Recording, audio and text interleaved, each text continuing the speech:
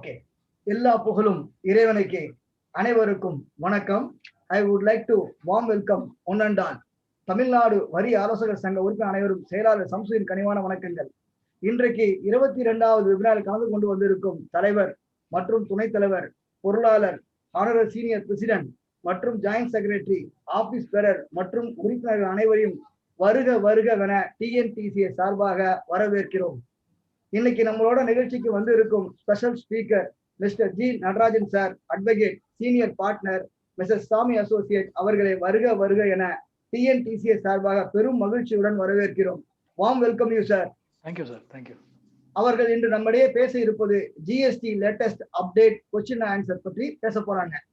இதையெல்லாம் நமக்காக பேச வந்திருக்காங்க. இப்போது நமது தலைவர் திரு ஜெயக்குமார் அவர்கள் அவர்களை பற்றி சிறிய வார்த்தைகள் பேசுவார்கள். வரவேற்று. Thank you sir. Over to Jayakumar sir. Hello. Yes sir, you can proceed sir. Okay. Tamil Nadu வரி ஆலோசகர் சங்கத்தின் கொஞ்சம் வாய்ஸ் கொஞ்சம் கூட்டி சார். ஒரு நிமிஷம்.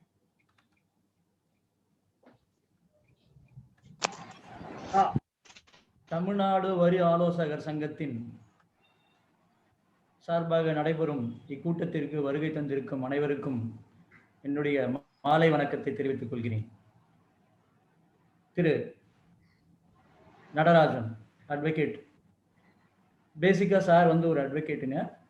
as well as 17+ years actually central excise, customs, service tax, இந்த மாதிரி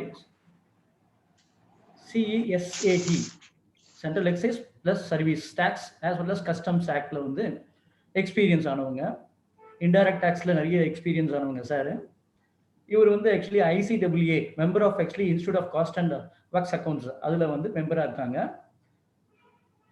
சுப்ரீம் கோர்ட் வரைக்கும் சார் வந்து நிறைய இன்டைரக்ட் கேசஸ் வந்து ஹேண்டில் பண்ணியிருக்காங்க, நிறைய வின் பண்ணியிருக்காங்க. சார் வந்து actually senior partner in mister Swamy associates. Swamy அசோசியேட்ஸ்னு ஆக்சுவலி நம்மளுடைய கோடம்பாக்கத்தில் இருக்குங்க. அதில் வந்து சார் வந்து சீனியர் பார்ட்னராக இருக்காங்க. நீங்கள் எந்த விஷயம் தெரியல அப்படின்னு சொன்னாலும் ஒரு ஃபோன் பண்ணால் போதும், அதோடைய அட்வர்ஸ்ன்னு சொல்லிடுவாங்க, அதோடைய ப்ளஸ்ன்னு சொல்லிடுவாங்க, அட்வர்ஸ்ன்னு சொல்லிடுவாங்க. சார் வந்து பார்த்தீங்கன்னா ஆக்சுவலி 500+ புக்ஸ் வந்து இன்டைரக்ட் டாக்ஸஸ்ல எழுதியிருக்காங்க. 500+ புக்ஸ் as written. இது வந்து மிகப்பெரிய ஒரு விஷயம். இதுல வந்து excise law, times of services reporters, tax, India online, இதுல நீங்க போய் பார்த்தீங்கன்னா நிறைய பார்க்கலாம். அதுல எழுதியிருக்காங்க. நிறைய அட்வைஸ் கொடுத்துருக்காங்க கஸ்டம்ஸ் டிபார்ட்மெண்ட்டுக்கும் சென்ட்ரல் எக்ஸைஸ் டிபார்ட்மெண்ட்டுக்கும் as well as சர்வீஸ் டாக்ஸுக்கும் நிறைய வந்து அட்வைசஸ் கொடுத்துருக்காங்க.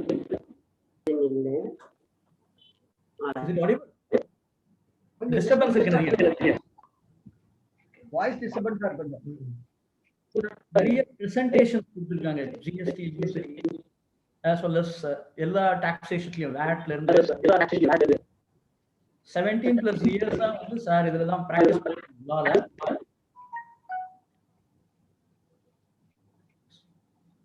நிறைய லெக்சர்ஸ் கொடுத்துருக்காங்க, நிறைய இடத்துல நிறைய லெக்சர். சார மாதிரியான நான் அவர்கிட்ட கூட லாஸ்ட் மீட்டிங் சாரை இன்வைட் பண்ணியிருந்தேன். அவரால் ஆக்சுவலி அப்போ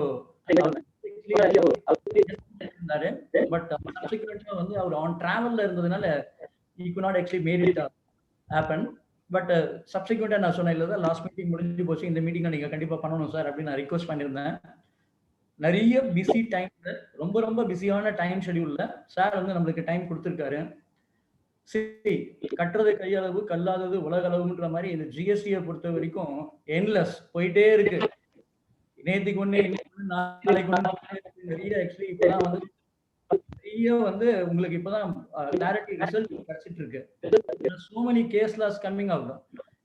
நிறைய விஷயங்கள் இப்போ கத்துட்டு இருக்கோம். இதெல்லாம் நம்ம அப்டேட் பண்ணிக்கணும் அப்படின்னு சொன்னா கண்டிப்பா நம்மளுக்கு வந்து இந்த மாதிரியான நம்மளுடைய சம்ஸ்கிருதி மாதிரி என்னன்னா வந்து நம்மளுக்கு ஒரு ஆசான்கள் நாலேஜ் தான். Wide knowledge makes you to practise GST. இல்லை அப்படின்னு சொன்னா கண்டிப்பா உங்களால பண்ண முடியாது. நான் ஏற்கனவே சொல்ற மாதிரி எப்பவுமே நோட்டிபிகேஷன்ஸ் கண்டிப்பா கரெக்டா பாருங்க. இந்த நோட்டிபிகேஷன் ஆக்ட் ரூல் இதை பார்த்து ரிட்டர்ன் ஃபைல் பண்ணுங்க. ஜிஎஸ்டிபி கண்டிப்பா வாங்குங்க. திருப்பி திருப்பி சொல்றது. சரி, நிறைய பிரச்சனைகள் இருக்கு. ஒரு பக்கம் ஒரு பக்கம் வந்து customs officers note income GST ஆபீஸ்ல இருந்து நோட்டீஸ் வரும். ஆஸ் வெல் அஸ் அப்டேட் பண்ணிக்கணும். இதெல்லாம் இருந்தாலுமே நீங்க தயவு செய்து அப்டேட் பண்ணி தான் வந்து ரிட்டர்ன் ஃபைல் பண்ண சொன்னோம். இப்போ ஐடிசி 2Bல இருக்கிறது தான் கிளைம் பண்ணணும்னு சொல்றாங்க. கிளையண்ட் வந்து பண்ண முடியாதுன்னு சொல்லுவாங்க. காசு கட்ட முடியாதுன்னு பணம் கட்ட முடியாம நீங்க வந்து எப்படி சொல்றதுன்னு தெரியாம தவிப்பீங்க. இந்த மாதிரியான ப்ராப்ளங்கள் நிறைய வருது. இவே பில்லு கண்டிப்பா போடுங்க. நிறைய விஷயங்கள் சின்ன சின்ன விஷயங்கள்லாம் இன்னைக்கு வந்து பெனால்டி போட்டு ஆக்சுவலி நம்மள வருத்தி எடுக்கிறான். So this is the wonderful opportunity to learn more and more knowledge as on டேட்ல என்ன இருக்கோ அப்டேட் பண்றதும் as well as question and answers எதுவா இருந்தாலும் உங்களுடைய பிரச்சனைகளை சால்வ் பண்றதுக்காக மிஸ்டர் நடராஜன் அட்வொகேட் சார் வந்திருக்காரு. அவரை பிக் ஹேண்ட் கொடுத்து எல்லாருமே வந்து வெல்கம் பண்ணுங்க. Thanks for joining here actually Natarajan sir. Thank you very much. I request everyone kindly keep your mobile on silent mode as well as unwanted sound noise வரா மாதிரியோ இல்ல வீடியோல வந்து ஆக்சுவலி தேவையில்லாத ஏதாவது டிஸ்டர்பன்ஸ் பண்ற மாதிரி எதுவும் நீங்க பண்ணாதீங்க. ஒரு ஃபார்மல் மீட்டிங் எப்படி இருக்குமோ அந்த மாதிரி என்னைக்குமே பண்ணுங்க. This is also formal meeting. ஏன்னா யூடியூப்ல இதை எடுத்து நம்ம போட போறோம். 4 பேர் இதை பார்க்கும்போது எந்த பிரச்சனையும் வரக்கூடாது. ஸோ அதுக்கு ஏத்த மாதிரி வந்து எல்லாரும் சைலண்டா இருங்க. வீடியோல ஆக்சுவலி பாருங்க. It is a wonderful opportunity. Thank you very much for everyone. Samsudin. Thank you, President sir. Thank you. Sir, நான் உங்களுக்கு ஸ்டார்ட் பண்ணுமா sir? Yes. Sir. 1 second.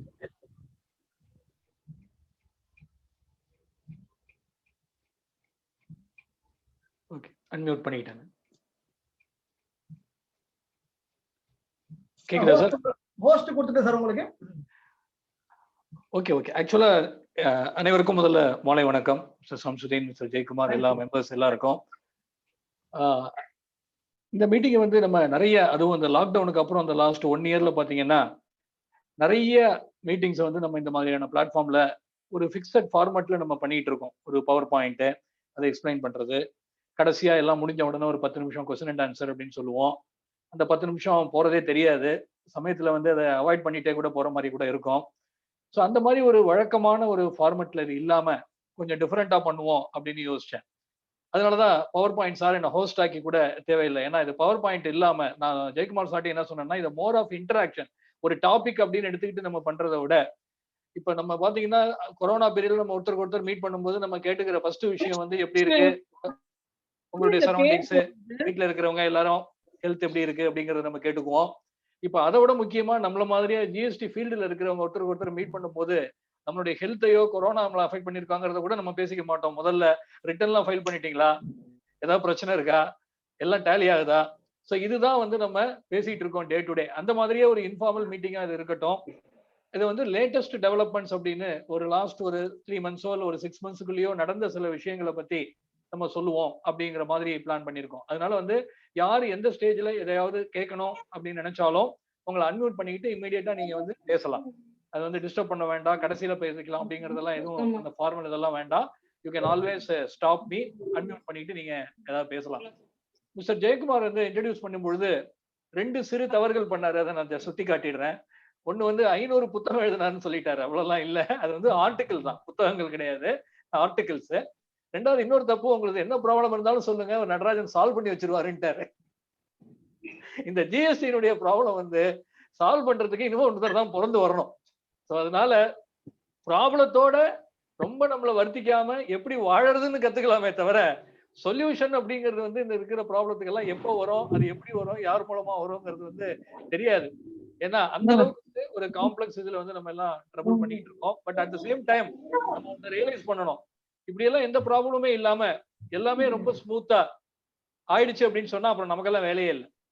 So அதனால இந்த ப்ராப்ளம் இப்படி இருக்கு, இது கஷ்டமா இருக்குன்னு அதை வந்து ஒரு கம்ப்ளைண்டா எடுத்துக்கிறத விட்டுட்டு, ஸோ இதுவும் நமக்கு வந்து ஒரு வாய்ப்பு. ஏன்னா இப்ப இருக்கிற இந்த டெக்னாலஜி ஓரியன்ட் கம்ப்ளைண்ட்ஸ்ல எல்லாம் பாத்தீங்கன்னாக்க டெஃபினட்டா இன்னொரு மினிமம் ஒரு 5 இயர்ஸோ ஒரு 6 or 7 இயர்ஸோ ஆனதுக்கு அப்புறம் இதெல்லாம் இன்னும் நிறைய சிம்பிளிஃபை ஆனதுக்கு அப்புறமா நம்மளுடைய ரோல் என்னவா இருக்க போகுது அப்படிங்கிறது வந்து ஒரு பெரிய கேள்விக்குறிதான். ஏன்னா இன்னைக்கு வந்து நம்ம நிறைய கஷ்டப்பட்டுட்டு இருக்கோம். இன்னைக்கு வந்து நிறைய டீச்சிங் ட்ரபிள்ஸ் நமக்கு இருந்துகிட்டு இருக்கு. பட் டெஃபினட்டா over a period of time இதெல்லாம் சால்வ் ஆனதுக்கு அப்புறம் நம்மளும் நம்மளுடைய ஃபோக்கஸை வந்து கொஞ்சம் வேற மாதிரியா மாத்திக்கிட்டு, ஸோ ஒன்னு வெறும் ரிட்டர்ன் ஃபைல் பண்றது, ரெக்கன்சில் பண்றது, 2A 2Bன்னு இருக்கிறத விட்டுட்டு, ஸோ நம்மளும் வந்து இன்னும் கொஞ்சம் குவாலிட்டேட்டிவா நம்மளுடைய நாலேஜ் பேஸையும் இன்க்ரீஸ் பண்ணிக்கிட்டு பலவிதமான அலைடு சர்வீசஸ் வந்து நம்ம கொடுக்க ஆரம்பிச்சாதான் இந்த ஃபீல்ட்ல வந்து நம்ம எல்லாரும் இருக்க முடியும். ஸோ அதனால இன்னைக்கு நம்ம ப்ராப்ளத்துல இருக்கோம், நிறைய கஷ்டங்கள்லாம் இருக்குன்னு இருந்தா கூட அதனாலலாம் எதுவும் மனம் தளர்ந்து போயிடாம அதையும் ஒரு ஆப்பர்ச்சுனிட்டியா எடுத்துக்கிட்டு we should learn to live with the problems. ஒரு மினிமமா ஒன்னு அஃபெக்ட் பண்ணிக்கிட்டு அந்த ப்ராப்ளத்தோட எப்படி நம்ம வாழ்கிறது, ரொம்ப பிரச்சனை இல்லாம எப்படி அதை ஸ்மூத்தா கொண்டு போறதுங்கிற லெவல்ல தான் நம்ம இருக்கணுமே தவிர அந்த ப்ராப்ளத்தை நம்ம தலையில எடுத்துக்கிட்டு அதனால நம்மளுடைய ஹெல்த் அதுவும் பாதிச்சு ஸோ அந்த மாதிரி இருக்கக்கூடிய அவசியங்கள் தேவையில்லை. ஸோ அதை வந்து first we have to emphasise. இப்போ ரீசெண்டா we will start with very recent. இப்போ நேற்று பார்த்தீங்கன்னாக்க ஒரு சுப்ரீம் கோர்ட்டுடைய ஜட்ஜ்மெண்ட் ஒன்று வந்திருக்கு. எல்லாருக்கும் தெரிஞ்சிருக்கும். ஏன்னா இன்னைக்கு டே ஆஃப் டெக்னாலஜி, சோசியல் மீடியாவில் என்ன ஏதாவது ஒன்று டெல்லியில ஒன்று நடந்ததுன்னா அடுத்த நிமிஷம் த்ரூ அவுட் த கண்ட்ரி அது தெரிஞ்சிடும். அந்த மாதிரி நேற்று வந்து ஒரு ரொம்ப ரொம்ப அருமையான ஒரு சுப்ரீம் கோர்ட் ஜட்ஜ்மெண்ட் ஒன்று வந்திருக்கு. எதுலன்னாக்கா இந்த செக்ஷன்ஸ் 83 பேங்க் அட்டாச்மெண்ட், இந்த ப்ரொவிஷன்ஸ் இன்னைக்கு பாத்தீங்கன்னா நிறைய இடத்துல left right and centre department வந்து பேங்க் அக்கௌண்ட் அட்டாச் பண்றது, நம்மளுடைய டெட்டாஸ்ட போய் நம்மளுடைய பணத்தை பிடிச்சு வைக்கிறது, ஸோ அப்படிங்கிற அட்டாச்மெண்ட் ஆக்ஷன்ஸை ரொம்ப ரொம்ப சாதாரணமா நிறைய இடத்துல வந்து எடுத்துக்கிட்டு இருக்காங்க. ஸோ எந்த மாதிரியான சிச்சுவேஷன்ல இந்த ஆக்ஷன் எடுக்கணும், எப்ப எடுக்கக்கூடாது அப்படிங்கறதெல்லாம் ரொம்ப டீடைல்டா எக்ஸ்பிளைன் பண்ணி ஒரு 61 பக்க ஜட்ஜ்மெண்ட் வந்து நேத்து வந்திருக்கு சுப்ரீம் கோர்ட்ல இருந்து. அந்த ஜட்ஜ்மெண்ட்ல பாத்தீங்கன்னா சில விஷயங்கள்லாம் என்ன சொல்லியிருக்காங்கன்னா, நம்ம 3 வருஷமா நம்ம எல்லாருக்கும் தெரிஞ்ச ஒரு விஷயம், அதை நம்ம சொன்னோம்னா யாருடைய காதலையும் சரியா போய் விழாது. பட் சுப்ரீம் கோர்ட்டே இன்னைக்கு சொல்லியிருக்கு, ஜிஎஸ்டி லா இஸ் வெரி டிராகோனியன். இது ரொம்ப ரொம்ப ரொம்ப ஹார்ஷா இருக்கிற ஒரு லா. இவ்வளோ ஹார்ஷா இந்த லா இருக்கு அப்படிங்கிற உண்மையை நன் அதர் தன் சுப்ரீம் கோர்ட்டே நேற்று வந்து ஒரு ஜட்ஜ்மெண்ட்ல சொல்லியிருக்கு. இந்த பேங்க் அட்டாச்மெண்ட் எல்லாம் ஜஸ்ட் பிகாஸ் அவனுக்கு பேங்க்ல ஒரு அக்கௌண்ட் இருக்கு, இந்த அக்கௌண்ட்ல ஒரு பணம் இருக்குங்கிறதுனால நீங்க அட்டாச் பண்ணிடக்கூடாது. எப்பப்பெல்லாம் பண்ணணும், ரொம்ப ரேரா தான் அதை பண்ணணும். அந்த அசசி வந்து ஓடி போயிடுவான், ஃப்ளை பை நைட் ஆபரேட்டர், கவர்மெண்டால ரியலைஸ் பண்ண முடியாது அப்படின்னு ஒரு சப்ஜெக்டிவ் சாட்டிஸ்பாக்சன் இருக்கணும். அதை கமிஷனர் வந்து ஃபைல்ல ரெக்கார்ட் பண்ணணும். எதனால இந்த எக்ஸ்ட்ரீம் மெஷரை நான் எடுக்கிறேன் அப்படிங்கிறத அவர் வந்து ரெக்கார்ட் பண்ணணும். அதுல வந்து ஏதாவது கிரீவன்ஸ் இருந்ததுன்னா பார்ட்டிஸ் வந்து டைரக்டா ஹைகோர்ட்டுக்கு ரிட்ல வரலாம். ஏன்னா அந்த மாதிரியான ஆக்ஷனுக்கு அகேன்ஸ்டா அப்பீல் போறதா இல்ல ரிட்டு போறதாங்கிற டவுட் எல்லாம் இருந்தது. ஸோ தாராளமா, ஏன்னா ஒரு பேங்க் அக்கௌண்ட்டை பிடிச்சி வைக்கிறதுங்கிறது நம்மளுடைய பிளட் சர்க்குலேஷனை நிறுத்தி வைக்கிற மாதிரி. ஏன்னா பிசினஸே நடத்த முடியாது, சேலரி கொடுக்க முடியாது, அடுத்த நாள் பிசினஸ் நடத்த முடியாது. ஸோ அவ்வளவு சீரியஸான ஒரு மெஷர் எடுக்கும் பொழுது அதை ரொம்ப ரொம்ப கேஷுவலா எடுக்கக்கூடாது. ரொம்ப ரேர் கேஸ்ல தான் அதை பண்ணணும். அதாவது தூக்கு தண்டனை மாதிரி. நீங்க நமக்கு தெரியும், எல்லா அஃபென்ஸுக்கும் நமக்கு தூக்கு தண்டனை எதுக்கெல்லாம் கொடுக்கலாம்னு புத்தகத்துல இருந்தாலும் எல்லா கேஸுக்கும் வந்து அதை கொடுத்துறது இல்ல. ரேரஸ்ட் ஆஃப் ரேர் கேஸ் அப்படின்னு இருக்கணும். அந்த மாதிரியான ரேரஸ்ட் ஆஃப் ரேர் கேசஸ்ல தான் இந்த பேங்க் அட்டாச்மெண்ட் எல்லாம் பண்ணணும் அப்படின்னு ஒரு அருமையான ஒரு ஜட்ஜ்மெண்ட் வந்து நேற்று வந்திருக்கு. ஸோ அது ஒரு நல்ல விஷயம் நமக்கு. ஏன்னா இத்தனை நாள் நம்மளுடைய லெவல்ல நம்ம சொல்லிட்டு இருந்தது போக, now the Supreme Court itself has realized that the GST law is very harsh. ரொம்ப ஹார்ஷான டிராகோனியன் லா அப்படிங்கிறது சுப்ரீம் கோர்ட்டே சொன்னதுக்கு அப்புறம் டெஃபினட்டா கவர்மெண்ட் வந்து இதை ரீதிங்க் பண்ணி ஏதாவது பண்ண வேண்டி இருக்கும். இதுல என்ன ப்ராப்ளம்னாக்க, இந்த ஜிஎஸ்டி ஆரம்பத்தில இருந்தே வந்த ஒரு பேசிக் அடிப்படையான ஒரு தப்பு என்ன அப்படின்னாக்க, லா ஃப்ரேம் பண்ணும் போதே இதை வந்து எல்லாரும் ஏமாத்துவாங்க, எல்லாருமே பொய் சொல்லுவாங்க, எல்லாருமே ஃப்ராட் பண்றவங்க அப்படிங்கிற ஒரு மைண்ட் செட்ல லாவை எழுதும் போது அது இப்படி ஹார்ஷா தான் இருக்கும். அந்த மாதிரியான ஒரு அப்ரோச்சே தப்பு. எல்லாரும் நல்லவங்க, நல்லா ஃபாலோ பண்ணுவாங்க அப்படின்னு நினைச்சுக்கிட்டு ஒரு லாவை எழுதிட்டு அதுல இருந்து யாராவது டீவியேட் பண்ணாங்கன்னா அவங்கள தனியா டீல் பண்ணிக்கணும். அதுக்காக எல்லாரையுமே ஒரே மாதிரியான ஒரு அளவுகோலை வச்சு எல்லாருமே இதை ஏமாத்துறவங்க, எல்லாருமே ஃப்ராட் பண்றவங்க அப்படிங்கிற ஒரு அப்ரோச்ல இது போயிட்டு இருக்கிறதுனாலதான் இவ்வளோ ப்ரொவிஷன்ஸ். ஒரு இடத்துல பாத்தீங்கன்னாக்க ஒரு 10,000 ரூபாய் ஒரு நில் ரிட்டர்ன் ஃபைல் பண்ணல, இல்ல மினிமம் டாக்ஸ் லைபிலிட்டி பே பண்ணல, அதுக்கு லேட் ஃபீ பாத்தீங்கன்னாக்க கிட்டத்தட்ட 1 lakh 2 lakhs எல்லாம் வரும்பொழுது ஒரு சின்ன பிசினஸால என்ன பண்ண முடியும்? ஸோ அந்த மாதிரி ஒரு பெனல்ட்டியையும் லேட் ஃபீயையும் ஒரு ரெவென்யூ சோர்ஸாவே பாக்குற மாதிரி வந்து இன்னைக்கு நடந்துகிட்டு இருக்கு. ஸோ பெனல்ட்டி, லேட் ஃபீ, இதனுடைய குவாண்டம் இதெல்லாம் வந்து இன்னைக்கு நம்மளை ரொம்ப அஃபெக்ட் பண்ணிட்டு இருக்கு. So as I said, we should only try to avoid and try to live with the problem and minimize the problem over a period of time. So அந்த மாதிரி சிச்சுவேஷன்ல the Supreme Court judgment has come as a very big relief. ரெண்டாவது, ரீசெண்டா நம்ம ஊர்ல நம்ம Madras high court Madurai பெஞ்சில் இன்னொரு judgement ஒரு 2-3 days முன்னாடி வந்தது. That is also very important.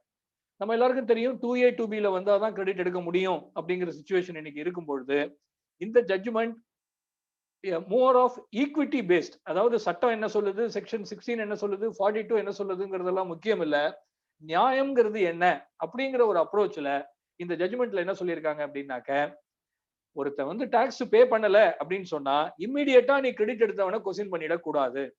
You should take steps against the supplier. அவன் டாக்ஸ் கட்டலைன்னா அவனையும் you bring it on record. அவன் மேல இன்வெஸ்டிகேட் பண்ணு, அவன்கிட்ட இருந்து ரெக்கவர் பண்றதுக்கு ட்ரை பண்ணு. அவனை கண்டுபிடிக்க முடியல, அவனுக்கு கிடைக்கல அப்படிங்கிற ஒரே காரணத்தினால டைரக்டா ரெசிபியன்ட் கிட்ட அந்த கிரெடிட்டை டினை பண்றதுங்கிறது சரியில்லை அப்படின்னு சொல்லி ஒரு டீடைல்டு ஆர்டர் ஒன்று மெட்ராஸ் ஹைகோர்ட் மதுரை பெஞ்சில் ரீசெண்டா வந்திருக்கு. ஸோ இதுவும் ஒரு welcome judgement. But how far this will be helpful as a precedent in all cases அப்படிங்கிறது நமக்கு தெரியல. ஏன்னா ப்ரொவிஷன்ஸ் படி இன்னைக்கு பாத்தீங்கன்னா இந்த பட்ஜெட் லேட்டஸ்ட் பட்ஜெட்ல நமக்கு ரூல் 36(4) அப்படின்னு ஒரு ரூல் இருக்கு, நமக்கு தெரியும். 2Aல இருக்கிறத விட எக்ஸ்ட்ராவா 20% தான் எடுக்கலாம்னு முதல்ல இருந்தது. 20% 10% ஆச்சு, 10% 5% ஆச்சு. ஸோ இன்னைக்கு இருக்கிற பட்ஜெட்ல செக்ஷன் 16ல ஒரு அமெண்ட்மெண்ட்டை கொண்டு சப்ளையர் டாக்ஸை பே பண்ணாதான் கிரெடிட்டே எடுக்க முடியும் அப்படிங்கிற ஒரு அமெண்ட்மெண்ட் இன்னைக்கு கொண்டு வந்திருக்காங்க. ஸோ இந்த எக்ஸ்ட்ரா 5% எக்ஸ்ட்ரா 10% அப்படிங்கிறதெல்லாம் இனிமே இன்னைக்கு இருக்க போறதே இல்லை. அப்படிங்கிறப்ப லீகல் பொசிஷனே அந்த மாதிரி இருக்கும் பொழுது இந்த ஜட்ஜ்மெண்ட் எந்த அளவுக்கு நமக்கு ஹெல்ப்ஃபுல்லா இருக்கும் அப்படிங்கிறது நமக்கு தெரியல. ஸோ அட்லீஸ்ட் ப்ரையர் டு அந்த அமெண்ட்மெண்ட் இப்ப இந்த பட்ஜெட்ல தான் ரீசெண்டா வந்திருக்கு. அதுக்கு முன்னாடி வரைக்கும் இந்த 2Aல இருக்கிற கிரெடிட்டை தான் எடுக்கணும், இந்த மேட்சிங் மெக்கானிசம்ஸ் அதெல்லாம் இல்லாத பொழுது லீகலா ஒரு டிபார்ட்மெண்டால ஆக்ஷன் எடுத்து சப்ளையர் கட்டலைங்கிறதுனால ரெசிபியன்ட் கிட்ட கிரெடிட்டை டினை பண்ண முடியுமா அப்படிங்கிறது it's very big legal issue. ஃபியூச்சர்ல அதெல்லாம் நம்ம ஆர்கியூ பண்ண வேண்டியிருக்கும் கோர்ட்ஸ்ல எல்லாம். ஸோ அந்த மாதிரி சுச்சுவேஷன்ல இந்த மதுரை ஹைகோர்ட்டுடைய judgment has also come as a very big relief. So இந்த ஜட்ஜ்மெண்ட் காப்பீஸ் எல்லாம் நான் இவருக்கு அனுப்புறேன். You may be aware, you have got in the WhatsApp also. Mister ஜெயக்குமாரோட ஷேர் பண்ணிக்கிறேன். So all this judgments will be very helpful. இன்னொரு பெரிய problem இப்ப நிறைய அசோசியேட்ஸ் நம்ம ஃபேஸ் பண்ணிட்டு இருக்கிறது இந்த டிரான்சிஷனல் கிரெடிட். நிறைய இடத்துல தப்பு நடந்திருக்கு. இந்த டிரான்சிஷனல் கிரெடிட்டை கிளைம் பண்றதுக்கு விட்டு போன கேசஸ் இருக்கு, அதுல தவறுகள் பண்ணது இருக்கு. இந்த மாதிரி பல விதமான சிச்சுவேஷன்ஸ் இருக்கு. இந்த டிரான்சிஷனல் கிரெடிட்ல ஒவ்வொரு கேஸும் ஒவ்வொரு மாதிரி அப்படிங்கிற மாதிரி ஃபைலே பண்ணாம மறந்து போனவங்க இருக்காங்க, தப்பா ஃபைல் பண்ணவங்க இருக்காங்க, அட்டெம்ப்ட் பண்ணி அதை ஃபைல் பண்ண முடியாம போனவங்க இருக்காங்க.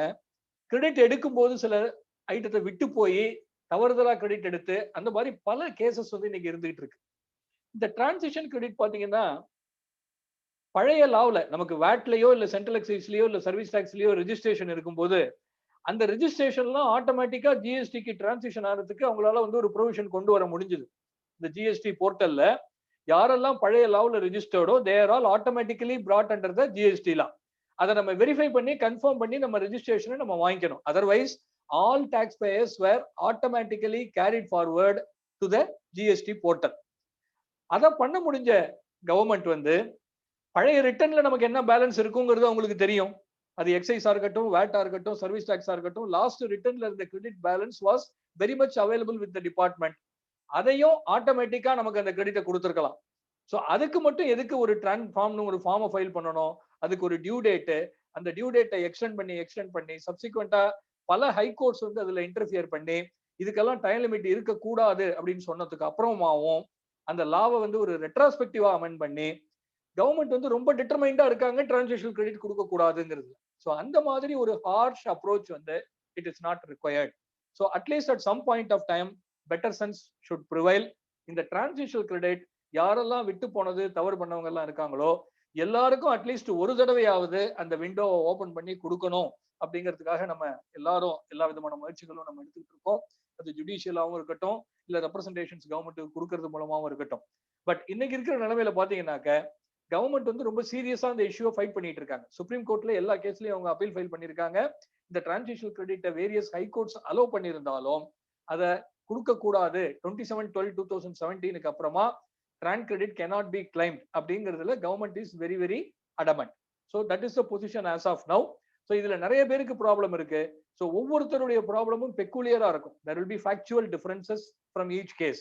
ஸோ ஒவ்வொரு கேஸும் ஒவ்வொரு மாதிரியா இருக்கும்போது அது எல்லாத்துக்கும் தகுந்த ஆக்ஷன் எடுக்கணும் அப்படிங்கிற ஒரு முக்கியமான பொறுப்பும் நமக்கு இருக்கு. எங்கெங்கெல்லாம் இந்த டிரான்சிஷனல் கிரெடிட் விட்டு போயிருக்கோ இல்ல லிட்டிகேஷன்ஸ் இருக்கோ அதுல that has to be handled properly. அப்படிங்கிற ஒரு இஷ்யூ இருக்கு. இன்னொரு இம்பார்ட்டன்ட் அமெண்ட்மெண்ட் செக்ஷன் 16ல நடந்தது. இது ரொம்ப நாள் முன்னாடியே இந்த அமெண்ட்மெண்ட் வந்தாலும் கொஞ்சம் ரீசெண்டா தான் அது நோட்டிஃபை ஆச்சு. அதாவது இந்த time limit for taking the credit, இந்த 16(4)ல டெபிட் நோட் இப்போ சப்ளை பண்றோம் கூட்ஸை வந்து 2017-18ல நமக்கு சப்ளை பண்ணியிருக்காரு ஒரு supplier. After 2 years or 3 years அந்த பிரைஸ்ல வந்து ஒரு ரிவிஷன் இருக்கு, ஒரு upward price revision, price hike கொடுக்குறாங்க. அதுக்காக ஒரு டெபிட் நோட் போடும் பொழுது அந்த டெபிட் நோட்டுக்கு எப்ப கிரெடிட் எடுக்கணும், what is the time limit for taking credit based on debit note அப்படிங்கிறது ஒரு இஷ்யூ. இது பழைய இருந்த செக்ஷன் 16(4)ல பார்த்தோம்னாக்க அந்த டெபிட் நோட்டுக்கு கரஸ்பாண்டிங் இன்வாய்ஸ் என்னன்னு கண்டுபிடிக்கணும். 2017-18ல இன்வாய்ஸ் போட்டாச்சு, அதுக்கான டெபிட் நோட் 2020-21ல போடும்போது since the invoice pertain to the year 2017-18 17-18க்கு கிரெடிட் எடுக்கிறதுக்கான டைம் லிமிட் ஆல்ரெடி முடிஞ்சு போனதுனால அந்த டெபிட் நோட்டுக்கும் கிரெடிட் எடுக்க முடியாது அப்படின்னு ஒரு லீகல் பொசிஷன் இருந்தது. அதை அமெண்ட் பண்ணி டெபிட் நோட் எந்த வருஷத்துல போட்டிருக்காங்களோ அந்த வருஷத்துல இருந்து நெக்ஸ்ட் இயர் செப்டம்பருக்குள்ள அந்த கிரெடிட் எடுக்கலாம் அப்படிங்கிற மாதிரியான ஒரு அமெண்ட்மெண்ட். ஸோ இந்த அமெண்ட்மெண்ட்டை வந்து ஜிஎஸ்டி கவுன்சில்ல நிறைய டிஸ்கஸ் பண்ணி டெபிட் நோட்டை இன்வாய்ஸோட லிங்க் பண்ணக்கூடாது, டெபிட் நோட் எந்த வருஷத்துல இஷ்யூ ஆகுதோ நெக்ஸ்ட் இயர் செப்டம்பர் ரிட்டர்ன் வரைக்கும் அந்த கிரெடிட் அலோவ் பண்ணணும்னு கான்சியஸா this amendment has been made. This a welcome amendment. At the same time நமக்கெல்லாம் அட்வான்ஸ் ரூலிங் அத்தாரிட்டின்னு ஒன்று இருக்கு, நமக்கு தெரியும். நிறைய இடத்துல இந்த அட்வான்ஸ் ரூலிங் அத்தாரிட்டிக்கு போய் வர்ற டெசிஷன்ஸ் எப்படி இருக்கு அப்படின்னாக்க 99% வந்து அது டிபார்ட்மெண்ட்டுக்கு ஃபேவரபிளா தான் இருக்கு. அது லீகலா கரெக்டா இல்லையாங்கிறதுக்கெல்லாம் ரொம்ப போகாம most of the decisions are in favour of the department. So in fact எதுக்கு வந்து நம்ம நிறைய பேர் அந்த அட்வான்ஸ் ரூலிங்க்கு போறாங்க அப்படிங்கிறது வந்து தெரியல. ஸோ என்ன கேட்டீங்கன்னா, when you are thorough, when you feel that you are correct as per law, when other experts உங்களுடைய வியூவை ஒத்துக்கிறாங்க அப்படின்னாக்க அதை தைரியமா அதை ஃபாலோ பண்றது தான் ஒரு சரியான முடிவா இருக்குமே தவிர அதுக்காக ஒரு அட்வான்ஸ் ரூலிங் போனோம்னா மோஸ்ட் ஆஃப் த கேசஸ்ல அதுக்கு ஒரு ரெவென்யூக்கு சாதகமான டெசிஷன்ஸ் தான் இன்னைக்கு வந்துட்டு இருக்கு. ஸோ இந்த அமெண்ட்மெண்ட் பாத்தீங்கன்னா 16(4)ல கான்சியஸா பண்ண அமெண்ட்மெண்ட். டெபிட் நோட்டை இன்வாய்ஸோட லிங்க் பண்ணக்கூடாது, எந்த இயர்ல டெபிட் நோட் போடுறாங்களோ அந்த இயருக்கு நெக்ஸ்ட் இயர் செப்டம்பர் வரைக்கும் கிரெடிட் எடுக்கலாம்னு கான்சியஸா பண்ண அமெண்ட்மெண்ட். இந்த அமெண்ட்மெண்ட்டையும் நோட்டீஸ் பண்ணதுக்கு அப்புறம் ஒரு அட்வான்ஸ் ரூலிங் வருது லேட்டஸ்டா ஒரு 1 வீக் முன்னாடி. அப்படி எல்லாம் எதுவும் கிடையாது, டெபிட் நோட்டை நீங்க இன்வாய்ஸ்ல இருந்து கம்ப்ளீட்டா டீலிங் எல்லாம் பண்ணிட முடியாது. ஈவன் நவ் ஒரு 2017-18க்கான இன்வாய்ஸுக்கு இன்னைக்கு டெபிட் நோட் போட்டால் அதுக்கு கிரெடிட் எடுக்க முடியாது அப்படின்னு ஒரு அட்வான்ஸ் ரூலிங் ஒரு 1 வீக் முன்னாடி வந்திருக்கு. So that is not correct with all the due respect to the authority. So the specific amendment 16(4)ல இந்த debit note is delinked from invoice. எந்த இயர்ல டெபிட் நோட் போடுறாங்களோ அந்த இயர்ல இருந்து கிரெடிட் எடுத்துக்கலாம் next month September return, next year September return file பண்ற வரைக்கும். Sir 1 second sir. Yes sir. அது எந்த டேட்ல இருந்து அமெண்ட்மென்ட் வந்தது நம்ம எடுத்துக்கலாம்? அமெண்ட்மென்ட் இம்ப்ளிமெண்ட் பண்ணது வந்து ரீசெண்டா 1 ஜனவரி 2021ல இருந்து. ஸோ அதனால என்ன ஆகும் அப்படின்னாக்க இது வந்து ரெட்ராஸ்பெக்டிவா பண்ணிருக்கலாம். அதாவது நமக்கு எகெயின்ஸ்டான அமெண்ட்மெண்ட்ஸ் எல்லாம் ரெட்ராஸ்பெக்டிவா வரும்பொழுது ஒரு ஃபேவரபிளான அமெண்ட்மெண்ட்டையும் அவங்க ரெட்ராஸ்பெக்டிவா பண்ணிருக்கலாம். பட் அன்பார்ச்சுனேட்லி அவங்க ரெட்ராஸ்பெக்டிவா பண்ணல. So this may apply for all the debit notes raised after 1 January 2021. So இது இந்த அமெண்ட்மெண்ட் எஃபெக்ட்டுக்கு வந்தது வந்து 1 ஜனவரி 2021. அதுக்கப்புறம் போடக்கூடிய எல்லா debit note it may pertain to 17-18. So 17-18 இன்வாய்ஸுக்கு இன்னைக்கு டெபிட் நோட் கொடுத்தாலும் அந்த டெபிட் நோட்டுக்கு கிரெடிட் எடுக்க முடியும். பட் இதுக்கு ரெட்ராஸ்பெக்டிவ் அமெண்ட்மெண்ட் எஃபெக்ட் உண்டு அப்படின்னு சொல்லி நம்ம ஆர்கியூ பண்ணலாம். அது டைரக்டா டிபார்ட்மெண்ட் லெவல்ல ஒத்துக்க மாட்டாங்க, மேபி கோர்ட் ஒத்துக்கிறதுக்கு வாய்ப்பு இருக்கு. ஸோ பழைய பீரியட்ல ஏதாவது டெபிட் நோட்ஸ் வந்து எடுக்கிறதுக்கு விட்டு போய் நம்ம எடுக்க முடியாம டைம் பார் ஆயிருந்தாலும் இந்த அமெண்ட்மெண்ட்டை பேஸ் பண்ணி எடுக்கிறதுக்கு நம்ம ட்ரை பண்ணலாம். I am not saying that you should take it, you are eligible. Again அதுல வந்து லிட்டிகேஷன் வரலாம். பட் நம்ம இதுக்கு ரெட்ராஸ்பெக்டிவ் எஃபெக்ட் கொடுக்கணும், இது ஒரு பெனிஃபிஷியல் ப்ரொவிஷன் அப்படின்னு சொல்லி நம்ம ஒரு ஸ்டாண்ட் எடுக்கலாம். This is another amendment. இன்னொரு அமெண்ட்மெண்ட் நமக்கு ரீசெண்டா வந்தது, ரொம்ப ரீசென்ட்னு சொல்ல முடியாது.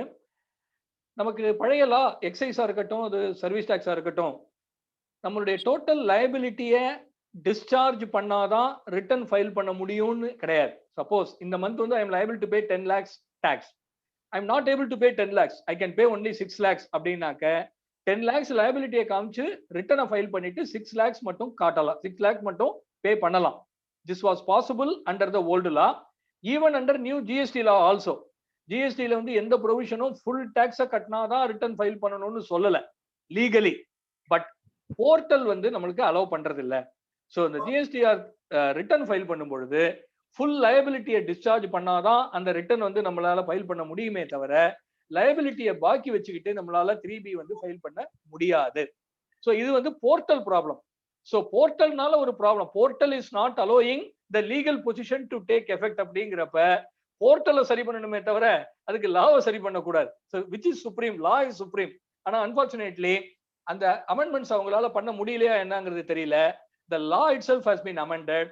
அதாவது எப்படி அமெண்ட் பண்ணியிருக்காங்கன்னாக்க the interest liability, suppose என்னால வந்து ரிட்டர்ன் ஃபைல் பண்ண முடியல, என்னுடைய liability வந்து 10 lakhs, என்கிட்ட 5 lakhs ITC இருக்கு, balance 5 lakhs I am not able to pay. Because of that difficulty நான் ரிட்டர்னை வந்து ஒரு 6 மாசம் டிலேவா ஃபைல் பண்றேன் அப்படின்னாக்க the interest liability should be only on the net liability. அந்த என்டையர் 10 lakhsக்கு வந்து இன்ட்ரெஸ்ட் கேட்க கூடாது. What ever ITC available at that time அதுக்கு இன்ட்ரெஸ்ட் கிடையாது. ஓவர் அண்ட் அபோவ் கேஷ் லைபிலிட்டிக்கு மட்டும்தான் இன்ட்ரெஸ்ட் கேட்கணும் அப்படிங்கிற ஒரு அமெண்ட்மெண்ட்டும் ரீசெண்டா வந்திருக்கு. This is also another welcome amendment. So this logic வந்து நம்ம we have to apply for the past period also. Ever since GST law was introduced, this has to be applied. So இப்போ இந்த இன்ட்ரெஸ்ட்டை பத்தி பேசும்போது கனெக்டடா இன்னொரு விஷயமும் நம்ம சொல்லலாம். இப்போ ராங் கிளைம் ஆஃப் ITC, நம்ம வந்து நிறைய ITC வந்து தப்பா எடுத்திருக்கலாம், அது தெரிஞ்சோ தெரியாமலோ தவறு வந்து நடந்திருக்கலாம். சப்சிக்வெண்டா அந்த தவறை கண்டுபிடிச்சு நம்ம அந்த கிரெடிட்டை ரிவர்ஸ் பண்றோம் அப்படிங்கிறப்ப அதுக்கு இன்ட்ரெஸ்ட் உண்டா இல்லையா அப்படிங்கிறது ஒரு question. What is the rate of interest அப்படிங்கிறது ஒரு கொஸ்டின். இன்னைக்கு டிபார்ட்மெண்ட் பாத்தீங்கன்னா எல்லாத்துக்குமே 24% இன்ட்ரெஸ்ட் அப்படின்னு அவங்க கேட்டுட்டு இருக்காங்க. டாக்ஸ் பேமெண்ட்ல டிலே இருக்கா 24%, ITC சரியா எடுக்கலையா 24%, மிஸ்மேட்ச் இருக்கா 24%. அந்த மாதிரி எல்லா டிமாண்டுக்கும் 24% அப்படிங்கிறது இன்னைக்கு டிபார்ட்மெண்ட்டினுடைய ஒரு வியூவா இருந்துகிட்டு இருக்கு. பட் அது கிடையாது.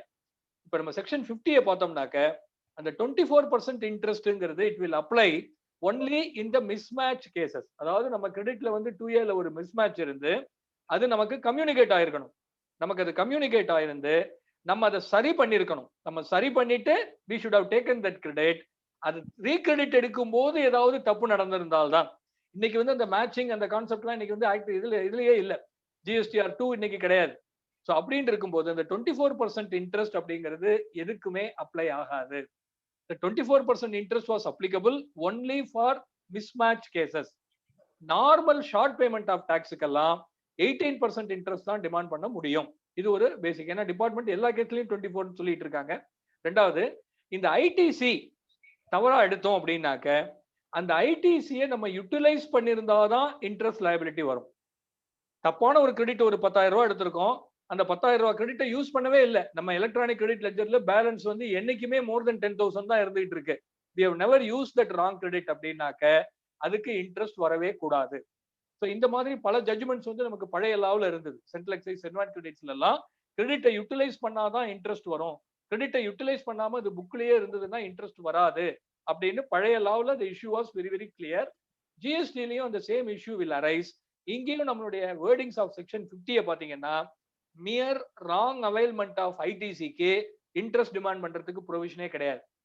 Only when that credit is utilized for payment of tax liability, அந்த கிரெடிட்டை வந்து நம்ம யூஸ் பண்ணி டாக்ஸ் கட்டிட்டோம், பேலன்ஸ் வந்து 0 ஆயிடுச்சு அப்படின்னா தான் அந்த இன்ட்ரெஸ்ட் லைபிலிட்டி அரைஸ் ஆகுமே தவிர மியர் ராங் அவைல்மெண்ட் ஆஃப் கிரெடிட், அந்த கிரெடிட் யூட்டிலைஸே ஆகல அப்படின்னாக்க அதுக்கு இன்ட்ரெஸ்ட் வந்து டிமாண்ட் பண்ண முடியாது. So this is another important issue which we have to bear in mind.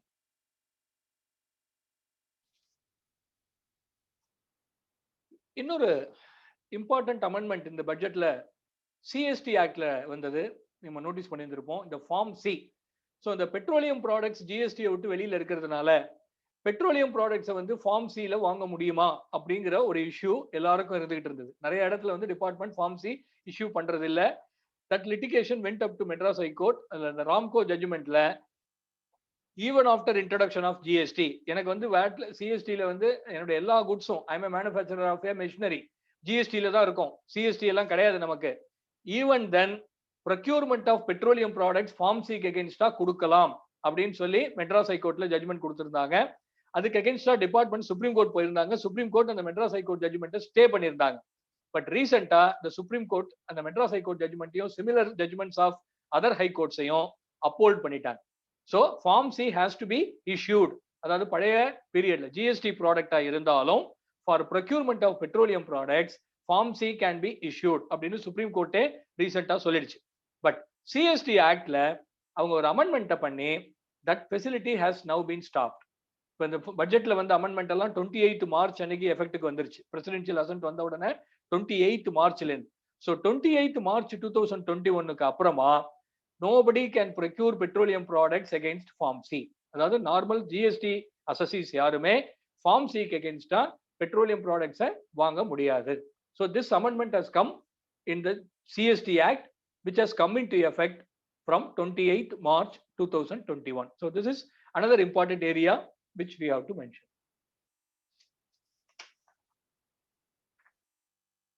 அடுத்தது இன்னொரு இப்ப பேங்க் அட்டாச்மெண்ட் அப்படிங்கிறது ஒரு பெரிய ப்ராப்ளமா இன்னைக்கு எல்லாருக்கும் இருந்துகிட்டு இருக்கு அப்படின்னாக்க, இன்னொரு பெரிய ப்ராப்ளம் என்ன அப்படின்னா, இந்த ஜிஎஸ்டி வரும்பொழுது பல நல்ல விஷயங்களை வந்து இது கொண்டு வரும் அப்படின்னு சொல்லப்பட்டது, எதிர்பார்க்கப்பட்டது.